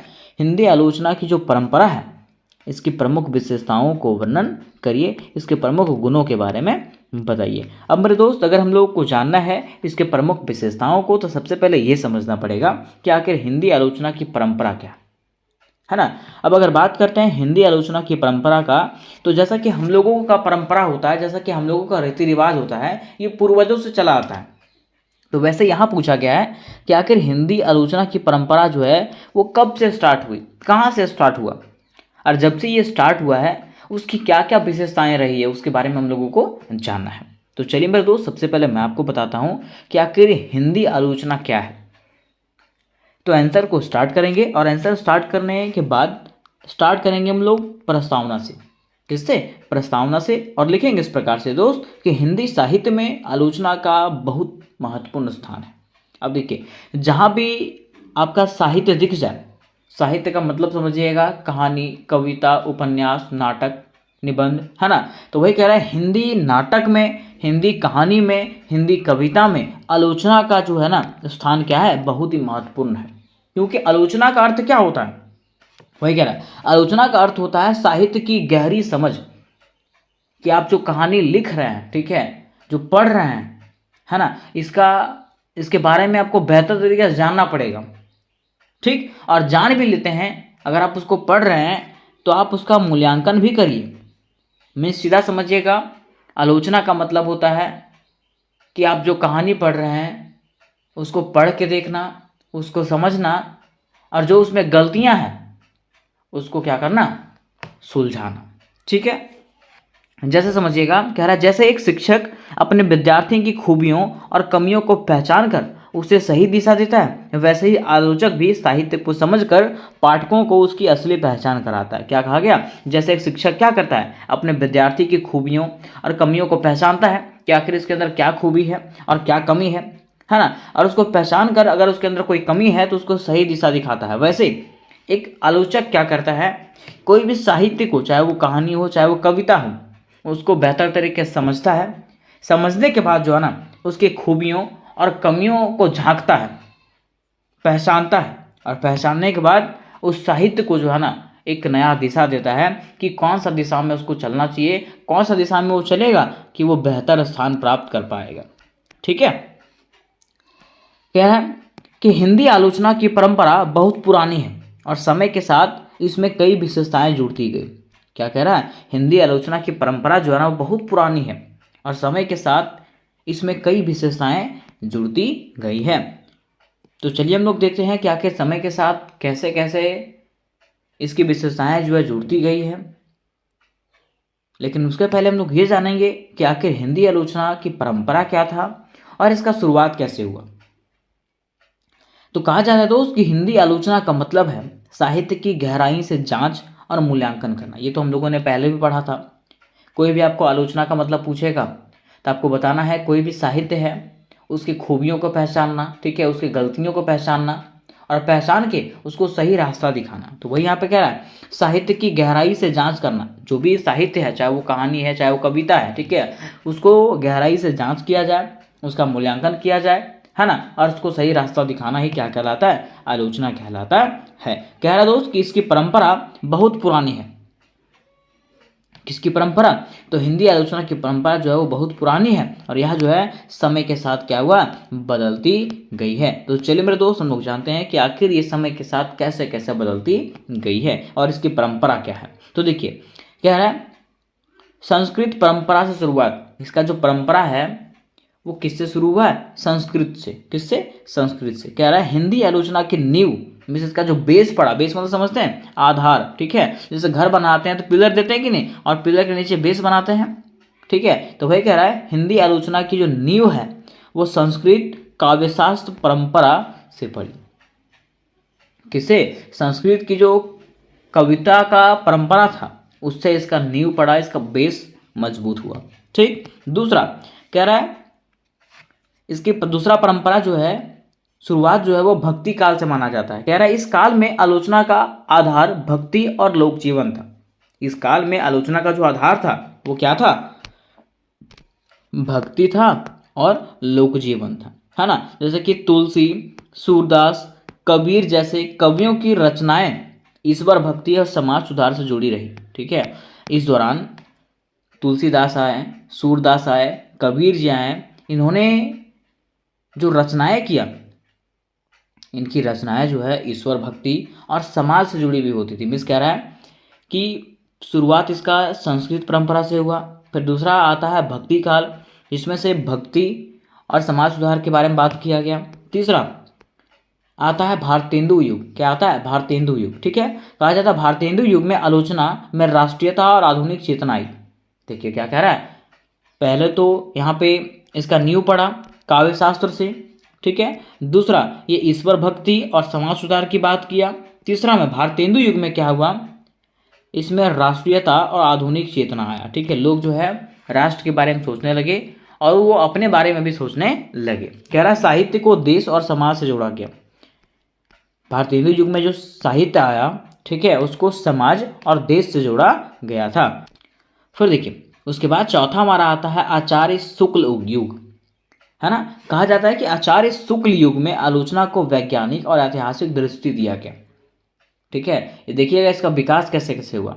चौथा में क्या आता है, आचार्य शुक्ल युग आता है और इस युग में जो है ना आलोचना को वैज्ञानिक और ऐतिहासिक दृष्टि दिया गया। कह रहा है साहित्य का मूल्यांकन तर्क, विवेक और सामाजिक उपयोगिता के आधार पर होने लगा। कब, आचार्य शुक्ल युग में। ठीक है, फिर पांचवा हमारा आता है आधुनिक काल। आधुनिक काल मतलब अभी का युग। कहा जाता है इस काल में प्रगतिवाद, मार्क्सवाद, स्त्रीवाद, दलितवाद और उत्तर आधुनिकता जैसे विचारधाराओं ने आलोचना को एक नया रूप दिया। इसमें समाज और संस्कृति की समस्याओं को भी शामिल किया गया। देखिए, अब इसका जो पांचवा परंपरा आया, ठीक है, पांचवा जो विस्तार हुआ वो आधुनिक काल में हुआ। और आधुनिक काल में जो है ना, जो चीज़ें छूट गई थी सारी चीज़ों को इसमें शामिल कर लिया गया और इसमें जो है समाज और संस्कृति की समस्याओं को शामिल किया गया था। किसमें? आधुनिक काल में। ठीक है, तो यहाँ तक हम लोगों ने देखा कि इसका शुरुआत कैसे कैसे हुआ, इसका हिंदी आलोचना का शुरुआत कैसे हुआ और इसका परंपरा कैसा था। अब देखिए, क्वेश्चन में हमारा ये चीज़ कहा था दोस्त कि ये बताइए कि हिंदी आलोचना की प्रमुख विशेषताएं क्या क्या है। हिंदी आलोचना जो है वो उसकी प्रमुख गुण क्या क्या है, वो क्या करता है। तो पहला, संस्कृत परंपरा से जुड़ाव। यह जो आलोचना है हिंदी आलोचना, ये संस्कृत परंपरा से जुड़ा हुआ है। कैसे? कह रहा है हिंदी आलोचना की शुरुआत संस्कृत आलोचना से प्रभावित रही। मैंने आपको बताया कि हिंदी आलोचना की जो शुरुआत हुई वो किससे हुई थी? संस्कृत उपन्यास से या तो संस्कृत आलोचना से। ठीक है, और इसी से ये प्रभावित रहा था। क्या रस, अलंकार और ध्वनि जैसे अवधारणाएं हिंदी आलोचना की क्या बनी? नींव बनी। मीन्स संस्कृत में जो रस आता है, जो अलंकार आता है, जो ध्वनि आता है, ये हिंदी आलोचना की क्या बना? नींव बना, मीन्स बेस बना। ठीक है, तो ये इसका पहला विशेषता था। फिर दूसरा इसका विशेषता है भक्ति और लोक जीवन से संबंध। मीन्स हिंदी आलोचना में जो लोग हैं, जो कविताएं, जो कहानियां लिखा जाता था, वो भक्ति और लोक जीवन से संबंधित था। कह रहा है मध्यकालीन आलोचना का आधार धार्मिक आस्था और लोक जीवन रहा। मध्यकाल में जो आलोचना किया जाता था उसका आधार जो है धार्मिक रहा, मीन्स धर्म से आधारित रहा, और लोक जीवन से, लोगों के जीवन से रहा। कह रहा है भक्त कवियों ने साहित्य को ईश्वर भक्ति और समाज सुधार से जोड़ा। उस समय के जो कवि थे उन्होंने क्या किया? ये जो साहित्य है उसको ईश्वर भक्ति और समाज सुधार से जोड़ा था। उसके बाद इसका तीसरा विशेषता आता है वैज्ञानिकता और तर्कशीलता। कहा जाता है कि आधुनिक काल में आलोचना केवल भावनाओं तक सीमित नहीं है, बल्कि इसमें तर्क और विवेक को महत्व दिया गया। आधुनिक काल में मीन्स अभी के समय में जो आलोचना आया गया है, ठीक है, जो लाया गया है, उसमें वो सिर्फ भावनाओं तक सीमित नहीं है, बल्कि इसमें तर्क और विवेक, मतलब अपने मन की भावनाओं को, ठीक है, और जैसे होता है ना कि कुछ समझ बूझ के, ठीक है, करना, तो वो सब चीज़ में शामिल किया गया है। कह रहा आचार्य शुक्ल ने साहित्य का मूल्यांकन ऐतिहासिक और समाज शास्त्रीय दृष्टि से किया। किसका? तो आचार्य शुक्ल ने क्या किया? साहित्य का जो मूल्यांकन है, साहित्य का जो जांच है, वो ऐतिहासिक मतलब इतिहास के अनुसार से और समाज शास्त्रीय दृष्टिकोण से किया था। तो ये इसका तीसरा विशेषता था। चौथा विशेषता है दोस्त सामाजिकता और उपयोगिता। कह रहा है हिंदी आलोचना की सबसे बड़ी विशेषता यह है कि इसमें साहित्य को समाज के हित और उपयोगिता का आधार पर आंका गया। इस हिंदी आलोचना का सबसे बड़ा विशेषता ये चीज़ है कि इसमें जो साहित्य है उस साहित्य को समाज के हित के बारे में और उपयोगिता के आधार पे कि आखिर ये साहित्य जो है समाज के लिए कैसे फायदेमंद है ना, और कैसे उपयोगी है, उसके आधार पे इसको जांचा गया। शुक्ल जी ने कहा कि साहित्य वही श्रेष्ठ है जो जनता के जीवन को प्रेरणा दे। उस समय शुक्ल जी ने ये कहा था कि साहित्य वही चीज़ होता है, वही श्रेष्ठ होता है जो जनता के जीवन को प्रेरणा दे, जनता को बताए कि क्या आपको करना चाहिए, क्या नहीं करना चाहिए। मैं समझिएगा, समाज के भले के बारे में सोचना और उसके उपयोग के बारे में बताना। ठीक है, फिर पांचवा इसका विशेषता है दोस्त इतिहास बोध। क्या है? इतिहास बोध। कह रहा है हिंदी आलोचना का एक महत्वपूर्ण गुण यह है कि इसमें साहित्य का मूल्यांकन करते समय उसके ऐतिहासिक परिप्रेक्ष्य को ध्यान में रखा जाता है। क्या कह रहा है? हिंदी आलोचना का एक महत्वपूर्ण गुण ये है ना, इसकी विशेषता यह है कि इसमें साहित्य का मूल्यांकन करते समय, जिसमें साहित्य का मूल्यांकन किया जाता है, उसके ऐतिहासिक परिप्रेक्ष्य को ध्यान में रखा जाता है। ठीक है, क्या कर उसके पीछे का इतिहास क्या है ना। जैसे कि शुक्ल जी ने हिंदी साहित्य का इतिहास लिखते समय हर युग की सामाजिक परिस्थितियों का विश्लेषण किया। कौन? शुक्ल जी ने जब हिंदी साहित्य का इतिहास लिखा था उसमें उन्होंने प्रत्येक युग की सामाजिक परिस्थितियों का विश्लेषण उसमें से किया था। इसमें हिंदी साहित्य का इतिहास में। फिर छठा इसकी विशेषता आती है राष्ट्रीयता की भावना। मीन्स कह रहा भारतेंदु युग और द्विवेदी युग में आलोचना ने राष्ट्रीय चेतना को बढ़ावा दिया।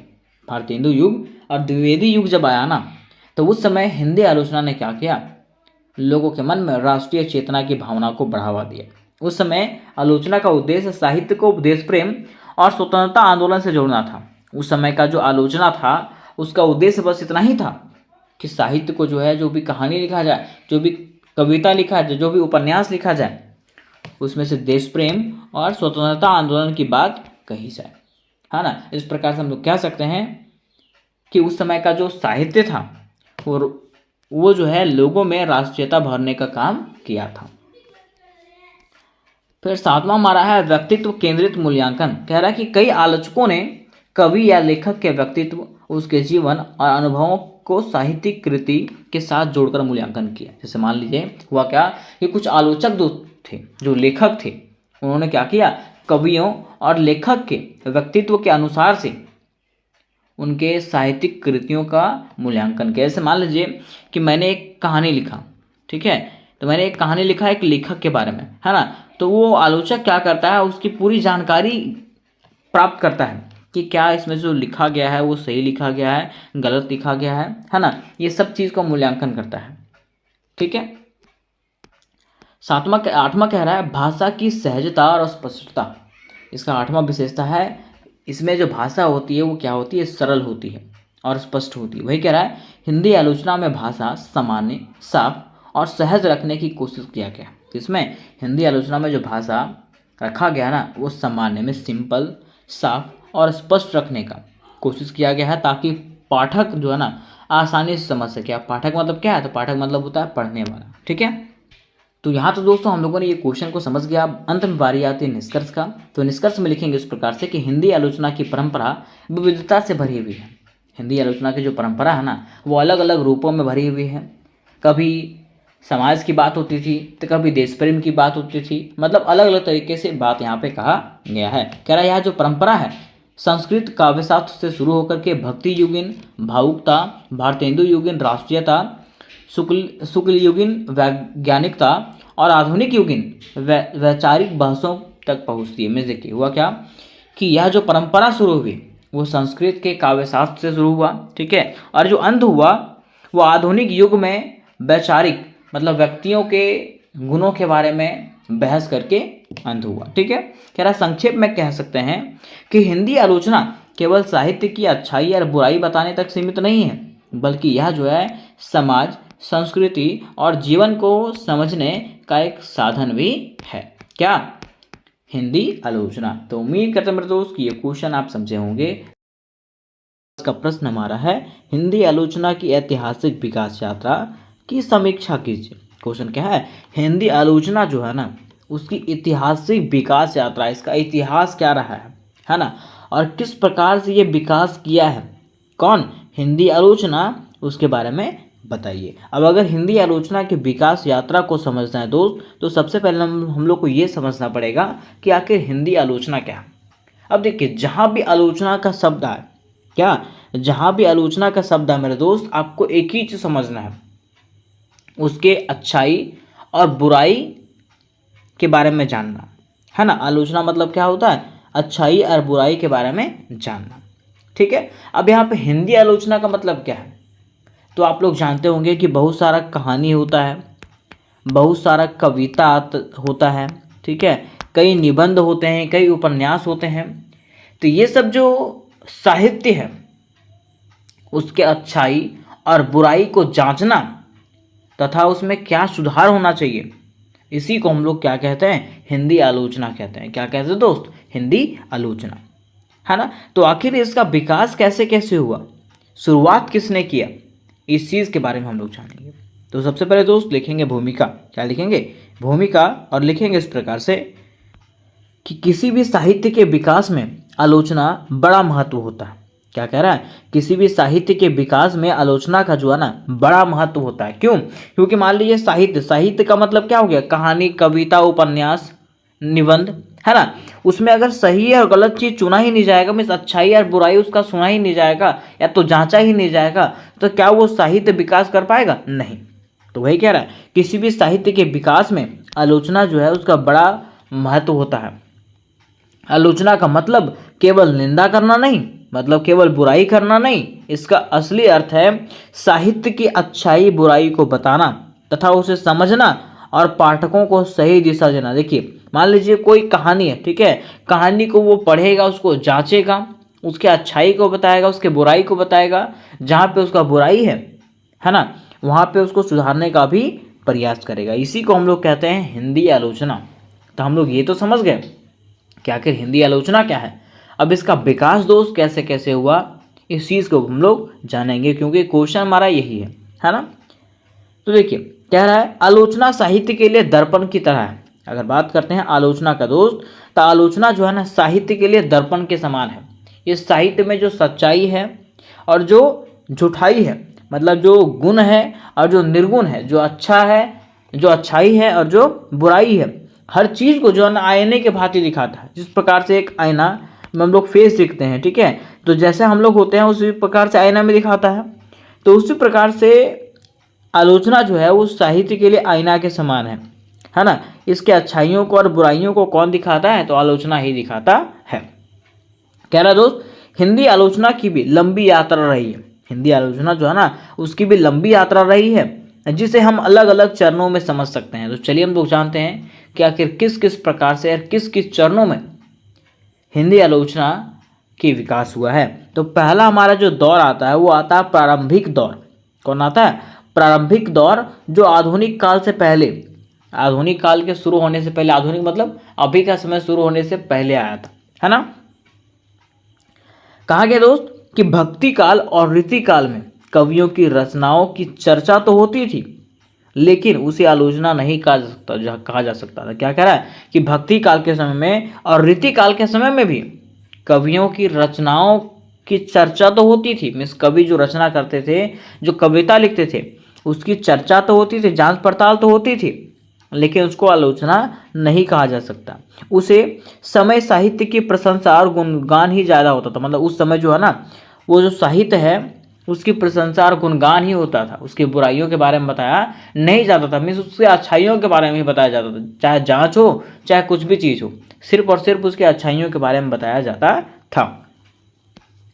कह रहा है व्यवस्थित आलोचना की शुरुआत अभी नहीं हुई थी। मीन्स एक्चुअल जो आलोचना है, जो सचमुच का आलोचना होता है, जिसमें से गुण और दोष दोनों के बारे में बताया जाता है, उसकी शुरुआत जो है प्रारंभिक दौर में नहीं हुई थी, है ना। उसके बाद दूसरा हमारा आता है भारतेंदु युग। कौन सा आता है, भारतेंदु युग, जो 1850 से लेकर के 1885 ईस्वी तक चला था। और यहाँ से शुरुआत होता है आलोचना का। किसका, आलोचना का। कहा गया दोस्त कि हिंदी आलोचना का असली शुरुआत जो है ना भारतेंदु हरिश्चंद्र से माना जाता है। कहाँ से, भारतेंदु हरिश्चंद्र से। ये एमसीक्यू क्वेश्चन पूछा भी जा सकता है, आपको याद रखना है। पूछेगा हिंदी आलोचना की असली शुरुआत जो है वो कहाँ से माना जाता है, तो भारतेंदु हरिश्चंद्र से, ठीक है। कह रहे दोस्त उन्होंने कहा कि साहित्य केवल मनोरंजन के लिए नहीं है। उन्होंने कहा, भारतेंदु जी ने कहा कि साहित्य जो है ना सिर्फ इंजॉयमेंट के लिए नहीं है, बल्कि यह समाज की समस्याओं और दुख दर्द को व्यक्त करने का साधन भी है। ये क्या करता है, तो समाज के समस्या को और समाज के दुख दर्द को जो है ना व्यक्त करता है, लोगों के सामने रखता है, ठीक है। किसने कहा था, भारतेंदु जी ने कहा। फिर कह रहा है इस समय की आलोचना को सामाजिक और उपयोगी दृष्टि मिली। इस समय का जो आलोचना था उसको समाज में उपयोगी दृष्टि से देखा गया, है ना। और भारतेंदु को आधुनिक हिंदी आलोचना का आरंभकर्ता माना जाता है। किनको, भारतेंदु जी को जो है आधुनिक हिंदी आलोचना का आरंभकर्ता में शुरुआती व्यक्ति माना जाता है। हम इस कह सकते हैं कि स्थापित व्यक्ति माना जाता है। किनको, भारतेंदु जी को, ठीक है। यहीं से हिंदी आलोचना का स्थापना हुआ।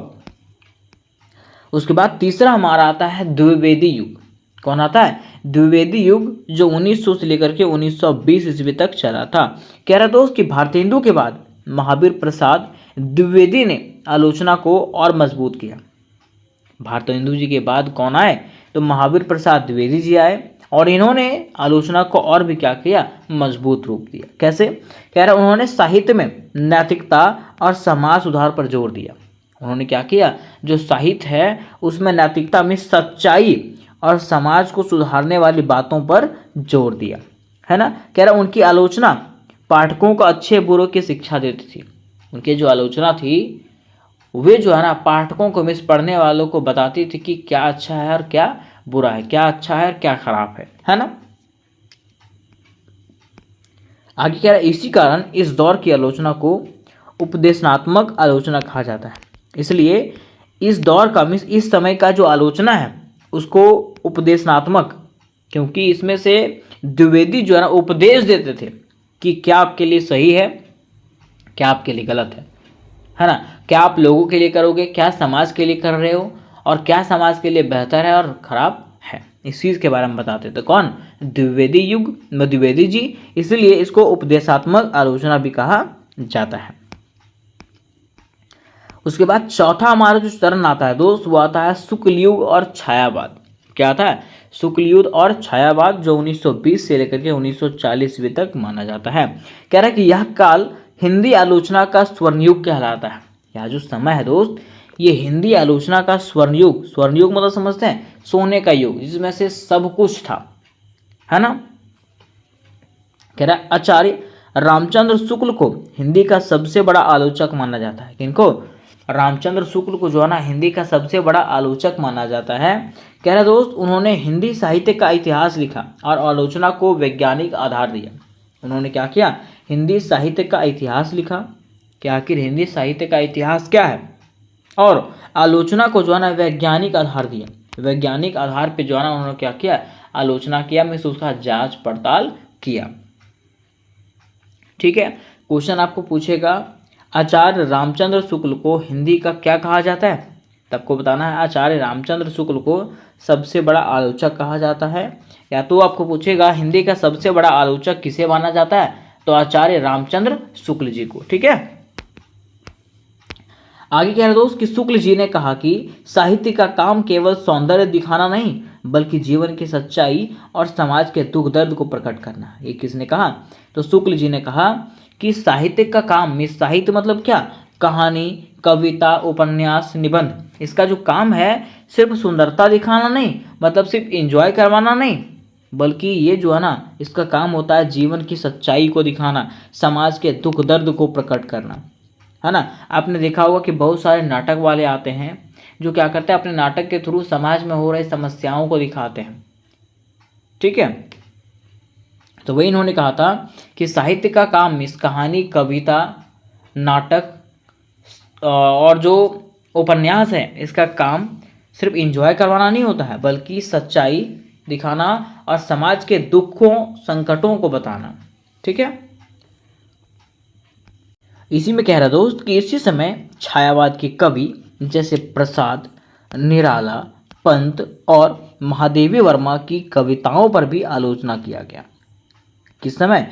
तो शुक्ल युग और छायावाद के समय जो है ना क्या किया गया, तो छायावाद के कवि जैसे प्रसाद, निराला, पंत और महादेवी वर्मा की कविताओं पर भी आलोचना किया गया, मतलब उनके भी गुणों को और खराबियों को, बुराइयों को जो है ना निकाला गया, जांच पड़ताल किया गया। फिर पांचवा हमारा आता है दोस्त प्रयोगवाद और नई कविता, जो 1940 से 1960 के बीच में माना जाता है। कह रहा इस समय साहित्य में नए नए प्रयोग होने लगे। इस समय क्या होने लगा? तो साहित्य में नया नया प्रयोग होने लगा। इस समय आलोचना भी नए रूप में आई, और ये वही समय था जिस समय आलोचना ने क्या किया? एक नया रूप लिया, है ना। अब नया रूप क्या है? तो कह रहा रामविलास शर्मा ने साहित्य को मार्क्सवादी दृष्टि से देखा और कहा कि साहित्य को समाज और राजनीति से जोड़कर समझना चाहिए। अब देखिए इन्होंने आलोचना को, मतलब साहित्य को जो है इस प्रकार से बताया कि साहित्य जो है ऐसा ग्रंथ है जो समाज और राजनीति से जुड़ा हुआ होना चाहिए। किसने कहा? रामविलास शर्मा ने कहा, है ना। और इन्होंने साहित्य को जो है समाज और राजनीति से जोड़ा और उस प्रकार से उसकी जांच पड़ताल किया। ठीक है, इन्होंने रामविलास शर्मा ने। आगे कह रहे दोस्त कि इसी दौर में नामवर सिंह और अन्य आलोचकों ने भी साहित्य की नई दिशाओं पर काम किया। कब? तो इसी दौर में जो है नामवर सिंह और इसके अन्य आलोचकों ने क्या किया? साहित्य के नए दिशाओं पर भी काम किया था। अब हमारा छठा जो आता है दोस्त वो आता है आधुनिक और समकालीन आलोचना, जो 1970 के बाद अब तक रहा है। अब इसमें क्या सुधार हुआ है? तो कह रहा है यह जो आलोचना है वो और भी व्यापक हो गया है। यह आलोचना कैसा हो चुका है, और भी व्यापक मीन्स भयावह हो चुका है, ठीक है, ये फैल चुका है पूरा, है ना। कह रहा नामवर सिंह आधुनिक आलोचना के प्रमुख आलोचक हैं। कौन? नामवर सिंह। कोई पूछेगा आधुनिक आलोचना के प्रमुख आलोचक कौन है, तो नामवर सिंह, है ना। उनकी किताबें कविता के नए प्रतिमान और आधुनिक हिंदी कविता में बिंब विधान बहुत प्रसिद्ध हुई। मिस कह रहा है नामवर सिंह की जो कविताएं हैं, जो किताबें उन्होंने लिखा, वो क्या हुआ, काफी प्रसिद्ध हुआ। कह रहा दोस्त कि अब आलोचना में केवल सौंदर्य और समाज ही नहीं, बल्कि स्त्री आलोचना, दलित आलोचना, आदिवासी दृष्टिकोण और संस्कृति की आलोचना भी शामिल हो गई। अब देखिए क्या हुआ, आलोचना का मतलब क्या हो गया, तो आलोचना का मतलब समाज के बारे में ही नहीं, बल्कि स्त्री आलोचना, ठीक है, स्त्रियों के बारे में भी, कि स्त्रियों को सम्मान मिल रहा है कि नहीं, स्त्रियों का समान अधिकार मिल रहा है कि नहीं, कहीं स्त्रियों के साथ भेदभाव तो नहीं हो रहा। फिर दलित आलोचना, हर चीज़ के बारे में जो है ना इसमें से सोचा गया। कब? आज़ादी के बाद वाला में, ठीक है। तो यहाँ तक दोस्तों हम लोगों ने ये समझ लिया कि आखिर हिंदी आलोचना क्या है और हिंदी आलोचना का विकास कैसे कैसे हुआ। अब अंत में बारी आती है निष्कर्ष का दोस्त। तो निष्कर्ष में बहुत ही आसान तरीके से लिखेंगे कि हिंदी आलोचना की यात्रा बहुत ही रोचक रही। कैसे रोचक रही? कह रहा है शुरू में यह केवल प्रशंसा तक ही सीमित था। शुरू में जब ये आया था उस समय जो है ना सिर्फ ये गुणों को बताता था, दोष वगैरह नहीं, सिर्फ गुणों को। अब दूसरा जब ये आया, कह रहा भारतेंदु और द्विवेदी युग ने इसे जो है समाज से जोड़ा, ठीक है। दूसरा जो आया था तो उसमें जो है इसको समाज से जोड़ा गया। तीसरा, शुक्ल जी ने इसे व्यवस्थित और वैज्ञानिक रूप दिया। अब जब तीसरा मोड़ आया तो शुक्ल जी ने क्या किया, इसको व्यवस्थित और वैज्ञानिक रूप दे दिया। चौथा, फिर आता है रामविलास शर्मा जी का, है ना। तो क्या रामविलास शर्मा और नामवर सिंह ने इसे विचारात्मक और आधुनिक रूप दिया। आधुनिक मतलब अभी के समय का रूप दिया। उसके बाद हमारा आता है आज का युग। कह रहा है ये आज आलोचना बहुविज्ञानी हो गई है, जिसमें समाज, राजनीति, स्त्री, दलित, संस्कृति सभी पहलू शामिल हैं। अब कह रहा ना कि आज का जो आलोचना है वो बहुव्यामी हो चुका है, ठीक है। इसमें बहुत सारी चीज़ों का सम्मिलित हो चुका है, जैसे कि समाज के बारे में, राजनीति के बारे में, स्त्रियों के बारे में, दलितों के बारे में, संस्कृति के बारे में, हर चीज़ के बारे में जो है ना इसमें आलोचना किया जाता है और जांच पड़ताल किया जाता है। कह रहा इसी तरह हिंदी आलोचना समय के साथ बदलती और बढ़ती रही और आज भी साहित्य को सही दिशा दिखा रही है। कौन? हिंदी आलोचना। तो उम्मीद करते हैं मेरे दोस्त कि ये प्रश्न आपको क्लियर हो गया होगा, और अगर ये प्रश्न आपको क्लियर हुआ होगा दोस्त, तो इससे रिलेटेड जितने भी प्रश्न हैं सारे के सारे प्रश्न आपको मेरे चैनल पर मिलेंगे। और अगर आपको इससे जुड़ी हुई प्रश्नों का लिंक चाहिए होगा तो सबका लिंक डिस्क्रिप्शन बॉक्स में दिया गया है, वहाँ से जा करके आप लोग सारे वीडियोज़ को देख सकते हो। और उसके साथ साथ आप मेरे व्हाट्सएप ग्रुप में भी ज्वाइन हो सकते हो, जिसका लिंक डिस्क्रिप्शन बॉक्स में दिया गया है। तो वीडियो आपको कैसा लगा ये कमेंट करके बताइएगा, और नेक्स्ट क्वेश्चन आपको कौन सा चाहिए ये भी कमेंट करके मुझे बताइएगा। तो मिलता है नेक्स्ट वीडियो में दोस्त, तब तक के लिए जय हिंद, जय भारत। आज के वीडियो में आपको एक नहीं चार ऐसे प्रश्नों को बताने वाला हूं जो आपके एग्जामिनेशन के लिए 100% श्योर होने वाला है। मीन्स आपके एग्जामिनेशन में पूछेगा तो पूछेगा। तो आज का प्रश्न हमारा है, आचार्य हजारी प्रसाद द्विवेदी की आलोचनात्मक दृष्टि पर प्रकाश डालिए। पहला क्वेश्चन क्या है? आचार्य हजारी प्रसाद द्विवेदी की आलोचनात्मक दृष्टि। दूसरा है डॉक्टर नागेंद्र की आलोचनात्मक पद्धति का मूल्यांकन कीजिए। तीसरा हमारा है डॉक्टर नंद दुलारे वाजपेयी की आलोचनात्मक दृष्टि, ठीक है। और चौथा हमारा है डॉक्टर रामविलास शर्मा की आलोचनात्मक दृष्टि। मतलब देखिए ये जो चारों प्रश्न है वो अलग अलग व्यक्ति का है, लेकिन क्वेश्चन यहाँ पे यही पूछा है कि इसकी आलोचनात्मक दृष्टि पर प्रकाश डालिए। तो चलिए मेरे दोस्तों, आज की वीडियो में मैं आपको इस प्रकार का उत्तर बताने वाला हूँ कि चाहे कोई भी क्वेश्चन आ जाए, इस प्रकार से अगर कवियों का नाम रहे वहाँ पे, और अगर क्वेश्चन में ये दे दे कि आलोचनात्मक दृष्टि बताइए या तो आलोचनात्मक दृष्टि पर प्रकाश डालिए, तो बस आपको वही लिखना है, एक भी मार्क्स आपका कटने वाला नहीं है। मैं आपको आज ट्रिक से बताऊंगा, ठीक है। वो ट्रिक आपको फॉलो करना है और आपके सारे के सारे प्रश्न बन जाएंगे। तो चलिए मेरे दोस्त, मैं आपको बताता हूँ कि इनमें से चाहे कोई भी क्वेश्चन आ जाए आपको बनाना कैसे है ना। आपको स्टार्ट करना है भूमिका से, कहाँ से? भूमिका से। और लिखना इस प्रकार से कि हिंदी आलोचना का विकास अनेक विद्वानों और विचारकों के योगदान से हुआ। जैसे मैं आपको बता रहा हूँ, चाहे कोई भी क्वेश्चन आ जाए आपको लिखना वैसा ही है ना। क्या कह रहा है? हिंदी आलोचना का जो विकास हुआ है वो अनेक विद्वानों और विचारकों के योगदान से हुआ है ना, जिसमें से आचार्य हजारी प्रसाद द्विवेदी, डॉक्टर नागेंद्र, डॉक्टर नंद दुलारे वाजपेयी और डॉक्टर रामविलास शर्मा, ये सभी ऐसे आलोचक हैं जिन्होंने हिंदी साहित्य को एक नया दिशा दी। ठीक है, यहाँ तो ये बताया। अब मान लीजिए क्वेश्चन में सिर्फ और सिर्फ आपको ये दे दे कि आचार्य हजारी प्रसाद द्विवेदी की आलोचनात्मक दृष्टि को बताइए, तो आपको यहाँ पे लिखना है कि आचार्य हजारी प्रसाद द्विवेदी ऐसे आलोचक हैं जिन्होंने हिंदी साहित्य को एक नया दिशा दिया, है ना। यहाँ तक आप लिखिएगा। उसके बाद स्टार्ट कीजिएगा यहाँ से कि इनकी आलोचना दृष्टि में भले ही कुछ भिन्नताएं हैं, लेकिन कुछ समानताएं भी स्पष्ट दिखाई देते हैं। या तो आप इसको पूरा लिख सकते हैं, कोई दिक्कत नहीं है, आपका एक भी मार्क्स कटने वाला नहीं है। ठीक है, आगे लिखिएगा कि इन सभी ने साहित्य को समाज, इतिहास, संस्कृति और मानव जीवन से जोड़कर देखा। इन सभी ने तो आचार्य हजारी प्रसाद द्विवेदी, डॉक्टर नागेंद्र, डॉक्टर नंद दुलारे वाजपेयी और डॉक्टर रामविलास शर्मा, इन सभी ने क्या किया है? तो साहित्य को समाज से जोड़कर, इतिहास से जोड़कर, संस्कृति से जोड़कर और मानव जीवन से जोड़ करके देखा है। यहाँ तक आप कॉमन लिख दीजिएगा, एक ही ऐसा लिख दीजिएगा, कोई दिक्कत नहीं होने वाला है। उसके बाद मैं आपको ट्रिक्स बताता हूँ कि सभी में कॉमन क्या चीज़ है, जो चाहे कोई भी क्वेश्चन आए आपको लिखना है। ठीक है, तो देखिए यहाँ पे लिखा हुआ आलोचना दृष्टि पर प्रकाश। किस पे? आलोचना दृष्टि पे प्रकाश। और फिर यहाँ पे लिखा हुआ कॉमन पॉइंट्स और ट्रिक, है ना। किस प्रकार से हम लोग ट्रिक का उपयोग यहाँ पे करेंगे? तो देखिए मेरे दोस्त, यहाँ पे कुछ पॉइंट्स आपको दिए गए हैं जो सभी आलोचकों में क्या करता है? समानता है। जैसा कि पहला, साहित्य और समाज का संबंध। ये जो है ना, चारों आलोचक मानते थे, चारों आलोचक मानते थे कि साहित्य और समाज का संबंध है ना।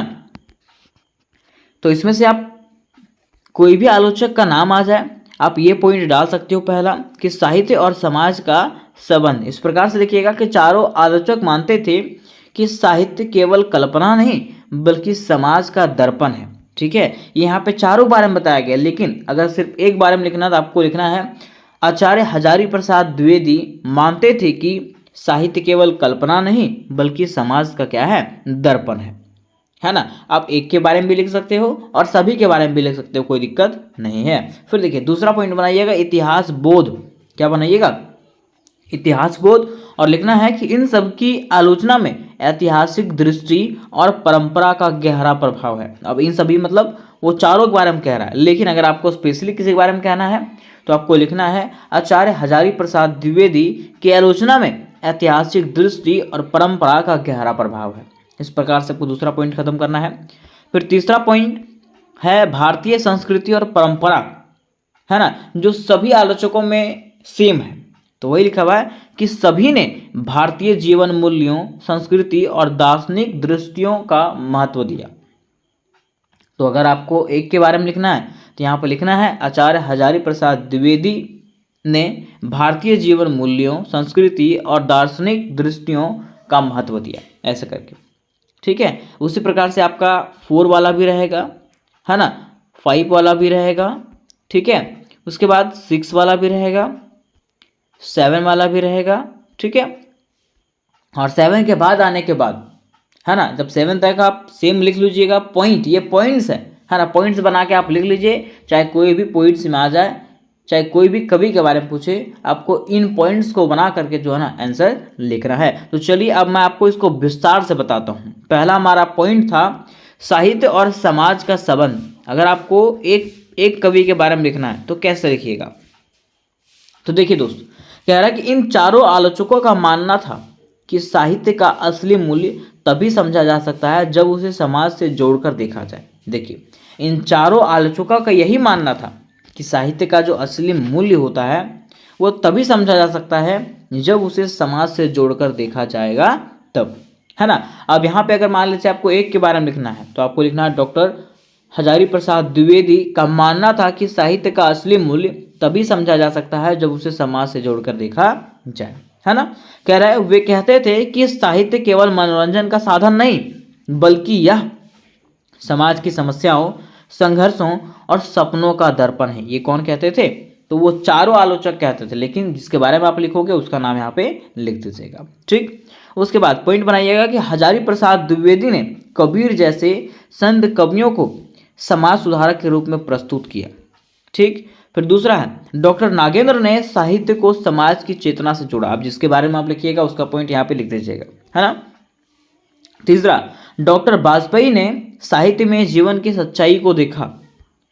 चौथा, डॉक्टर रामविलास शर्मा ने मजदूर, किसान और आम जनता की समस्याओं को साहित्य के केंद्र में रखा। तो जिसके बारे में आप लिखिएगा उसके बारे में यहाँ पे आपको पॉइंट बैठा देना है, ठीक है। अब उसके बाद दूसरा पॉइंट में हम लोग लिखेंगे ऐतिहासिक और परंपरा बोध। क्या लिखेंगे? ऐतिहासिक और परंपरा बोध। कह रहा दोस्त कि चारों आलोचकों में इतिहास बोध गहरा था, मतलब ये चारों के चारों इतिहास से डूबे हुए थे, है ना। कह रहा दोस्त कि वे मानते थे कि साहित्य का सही मूल्यांकन तभी संभव है जब उसके ऐतिहासिक और सांस्कृतिक संदर्भों को ध्यान में रखा जाए, ठीक। अब देखिए इसमें से अगर एक के बारे में लिखना है तो आपको वही लिखना है कि डॉक्टर हजारी प्रसाद द्विवेदी में इतिहास बोध का गहरा प्रभाव था, ठीक है। वे मानते थे कि साहित्य का सही मूल्यांकन तभी संभव है जब उसके ऐतिहासिक और सांस्कृतिक संदर्भों को ध्यान में रखा जाए। देखिए क्या कह रहा है कि आलोचना तभी संभव है जब उसके इतिहास को और संस्कृति को जो है ना सेंटर में रखा जाए, उसके संस्कृति को लेकर के और उसके इतिहास को चला जाए, तभी जो है आलोचना संभव है ना। तो ये दूसरा पॉइंट था। इसमें से देखिए अब जिसके बारे में आप लिखिएगा उसका पॉइंट इस प्रकार से लिखिएगा कि हजारी प्रसाद द्विवेदी ने भारतीय संस्कृति और पुरानी परंपराओं का गहन अध्ययन किया। किसने? हजारी प्रसाद द्विवेदी ने। फिर दूसरा आता है नागेंद्र ने साहित्य के विकास को युग और प्रवृत्तियों के हिसाब से देखा। ये दूसरा व्यक्ति का हो गया। तीसरे कवि का यहाँ पे आता है नंद दुलारे वाजपेयी ने साहित्य की ऐतिहासिक परंपरा को स्पष्ट किया, है ना। और चौथा आता है रामविलास शर्मा ने हिंदी साहित्य को भारतीय इतिहास और समाज से जोड़कर विश्लेषित किया। तो इस प्रकार से दूसरा पॉइंट आपको खत्म करना है, चाहे कोई भी पॉइंट का नाम क्यों ना आ जाए। फिर तीसरा हमारा आता है भारतीय संस्कृति और जीवन मूल्य। कह रहा है चारों आलोचकों ने, चारों मतलब किसी का भी नाम यहाँ पे दे सकते हैं, है ना, उन्होंने भारतीय संस्कृति, आत्मीयता और जीवन मूल्यों को महत्व दिया। किन्होंने? जो चारों आलोचक थे सभी ने, है ना। तो उनमें से किसी का नाम भी यहाँ पे दे सकते हैं। कह रहा है द्विवेदी जी ने साहित्य को भारतीय आध्यात्मिक परंपरा से जोड़ा। किसने? द्विवेदी जी ने, ठीक है। फिर दूसरा हमारा कह रहा है नागेंद्र जी ने भारतीय चिंतन को आधुनिक आलोचकों में जगह दिया। किसको? भारतीय चिंतन को, है ना, आधुनिक आलोचना में क्या किया? जगह दिया। तीसरा हमारा कह रहा है वाजपेयी जी ने संस्कृति और साहित्य के गहरे संबंध को दिखाया। किन्होंने दिखाया? वाजपेयी जी ने, है ना। और चौथा हमारा आता है रामविलास शर्मा ने राष्ट्रीय संस्कृति और सामाजिक क्रांति के पहलुओं पर ध्यान दिया। तो इस प्रकार से आपको तीसरे पॉइंट को समाप्त करना है। अब उसके बाद हमारा आता है चौथा पॉइंट जो हमारा है प्रगतिशील और समाजवादी दृष्टि। क्या है? प्रगतिशील और समाजवादी दृष्टि। लिखिएगा इस प्रकार से कि इन चारों आलोचकों पर, मतलब जो जहाँ पे जिसके बारे में आप लिख रहे हैं उसका नाम आप लिख दीजिएगा और लिखिएगा कि इन आलोचकों पर प्रगतिशील विचारधारा का प्रभाव रहा। ये जो आलोचक हैं, जैसे मान लिया रामविलास शर्मा, तो लिखिएगा रामविलास शर्मा आलोचक पर प्रगतिशील विचारधारा का प्रभाव रहा। वे सभी समाज के दबे कुचले वर्ग के पक्षधार थे।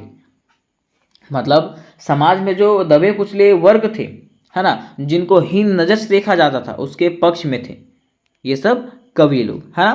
कह रहा दोस्त कि द्विवेदी जी ने मानवतावाद को महत्व दिया। किसने? द्विवेदी जी ने मानवतावाद को महत्व दिया, उसके तरफ उन्होंने देखा। फिर दूसरा कह रहा है नागेंद्र ने साहित्य में सामाजिक चेतना को स्थान दिया। किसने? नागेंद्र ने।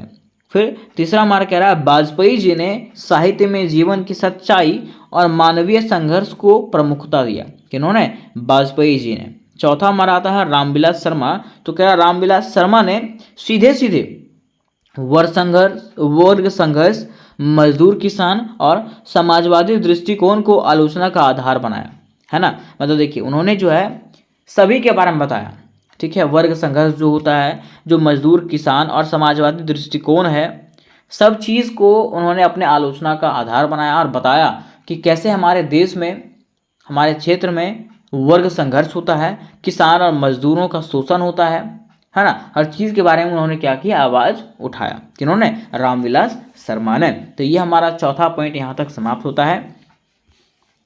अब पांचवा पॉइंट आता है वैज्ञानिक और तार्किक दृष्टिकोण। कह रहा है चारों आलोचकों ने, अब देखिए जहां जहां चारों आलोचक आएगा वहां पे आपको उसका नाम लिखना है जिसके बारे में आप लिख रहे हो, और अगर सबके बारे में आता है तो इसी प्रकार से आप छाप दीजिएगा, ठीक है। कह रहा है चारों आलोचकों ने साहित्य की आलोचना में तर्क, प्रमाण और वैज्ञानिक दृष्टिकोण अपनाया। मीन्स ये जो चारों आलोचक हैं उन्होंने अपने साहित्य की आलोचना में क्या क्या दिया? तर्क मतलब सच्चाई, प्रमाण मतलब सबूत, और वैज्ञानिक दृष्टिकोण, ठीक है, विज्ञान के दृष्टिकोण से जो है ना आलोचना का आधार बनाया। कह रहा है इन्होंने साहित्य को केवल भावुकता से नहीं बल्कि विवेक और विश्लेषण से समझने का कोशिश किया। देखिए इन्होंने जो है ना क्या किया, तो साहित्य को जो है ना सिर्फ भावुकता से नहीं, भावुकता मतलब अपने भाव से नहीं, बल्कि विवेक, बुद्धि से और विश्लेषण, जांच करके जो है ना उसको समझने का कोशिश किया। किन्होंने? तो ये चारों आलोचकों ने, ठीक है। तो इस प्रकार से आपका पांचवा पॉइंट खत्म होता है। फिर आइएगा छठा पॉइंट में। छठा पॉइंट में लिखिएगा इस प्रकार से कि इन सब की, मतलब छठा पॉइंट हमारा है भाषा और अभिव्यक्ति। क्या है? भाषा और अभिव्यक्ति। इस प्रकार से लिखिएगा कि इन सब की आलोचना में, इन सब की आलोचना दृष्टि में भाषा की शक्ति, अभिव्यक्ति की स्पष्टता को विशेष महत्व है। मतलब देखिए इन्होंने जो आलोचना किया है, इन चारों ने जो आलोचना किया है उसमें से सबसे ज़्यादा महत्व जो है वो किसका है? भाषा का और अभिव्यक्ति की स्पष्टता का, है ना। आगे लिखिएगा कि द्विवेदी जी की आलोचना भाषा शैली में सौंदर्य और गंभीरता है।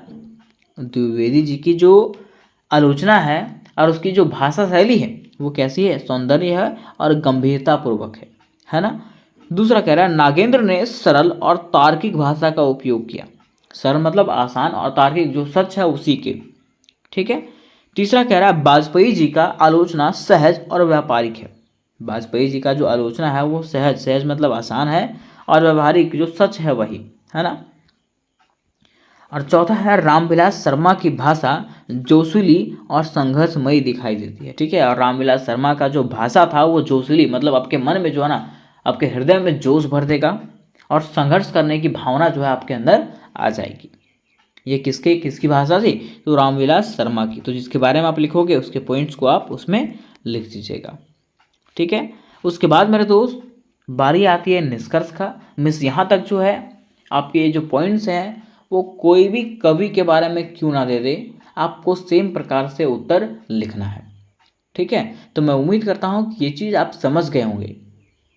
तो चलिए हम लोग पढ़ते हैं इसके निष्कर्ष की तरफ, और निष्कर्ष में लिखेंगे इस प्रकार से दोस्त कि इस प्रकार हम देख सकते हैं कि हजारी प्रसाद द्विवेदी, नागेंद्र नंद दुलारे वाजपेयी और रामविलास शर्मा चारों आलोचकों की दृष्टि अलग अलग होने के बावजूद भी कुछ बातों में एक जैसी है। इनकी दृष्टि अलग अलग है लेकिन कुछ ऐसा पॉइंट है जिसमें से ये सारे जो है ना एक जैसे हैं, है ना। कह रहा इनकी आलोचना में समाज, इतिहास, संस्कृति, प्रगतिशीलता और तार्किकता का समन्वय मिलता है। इनका जो इतिहास रहा है, इनका जो आलोचना रहा है, उसमें से समाज के बारे में, इतिहास के बारे में, संस्कृति के बारे में, प्रगतिशीलता के बारे में और तार्किकता मतलब सच्चाई का जो है ना मेल रहा है, समन्वय रहा है ना।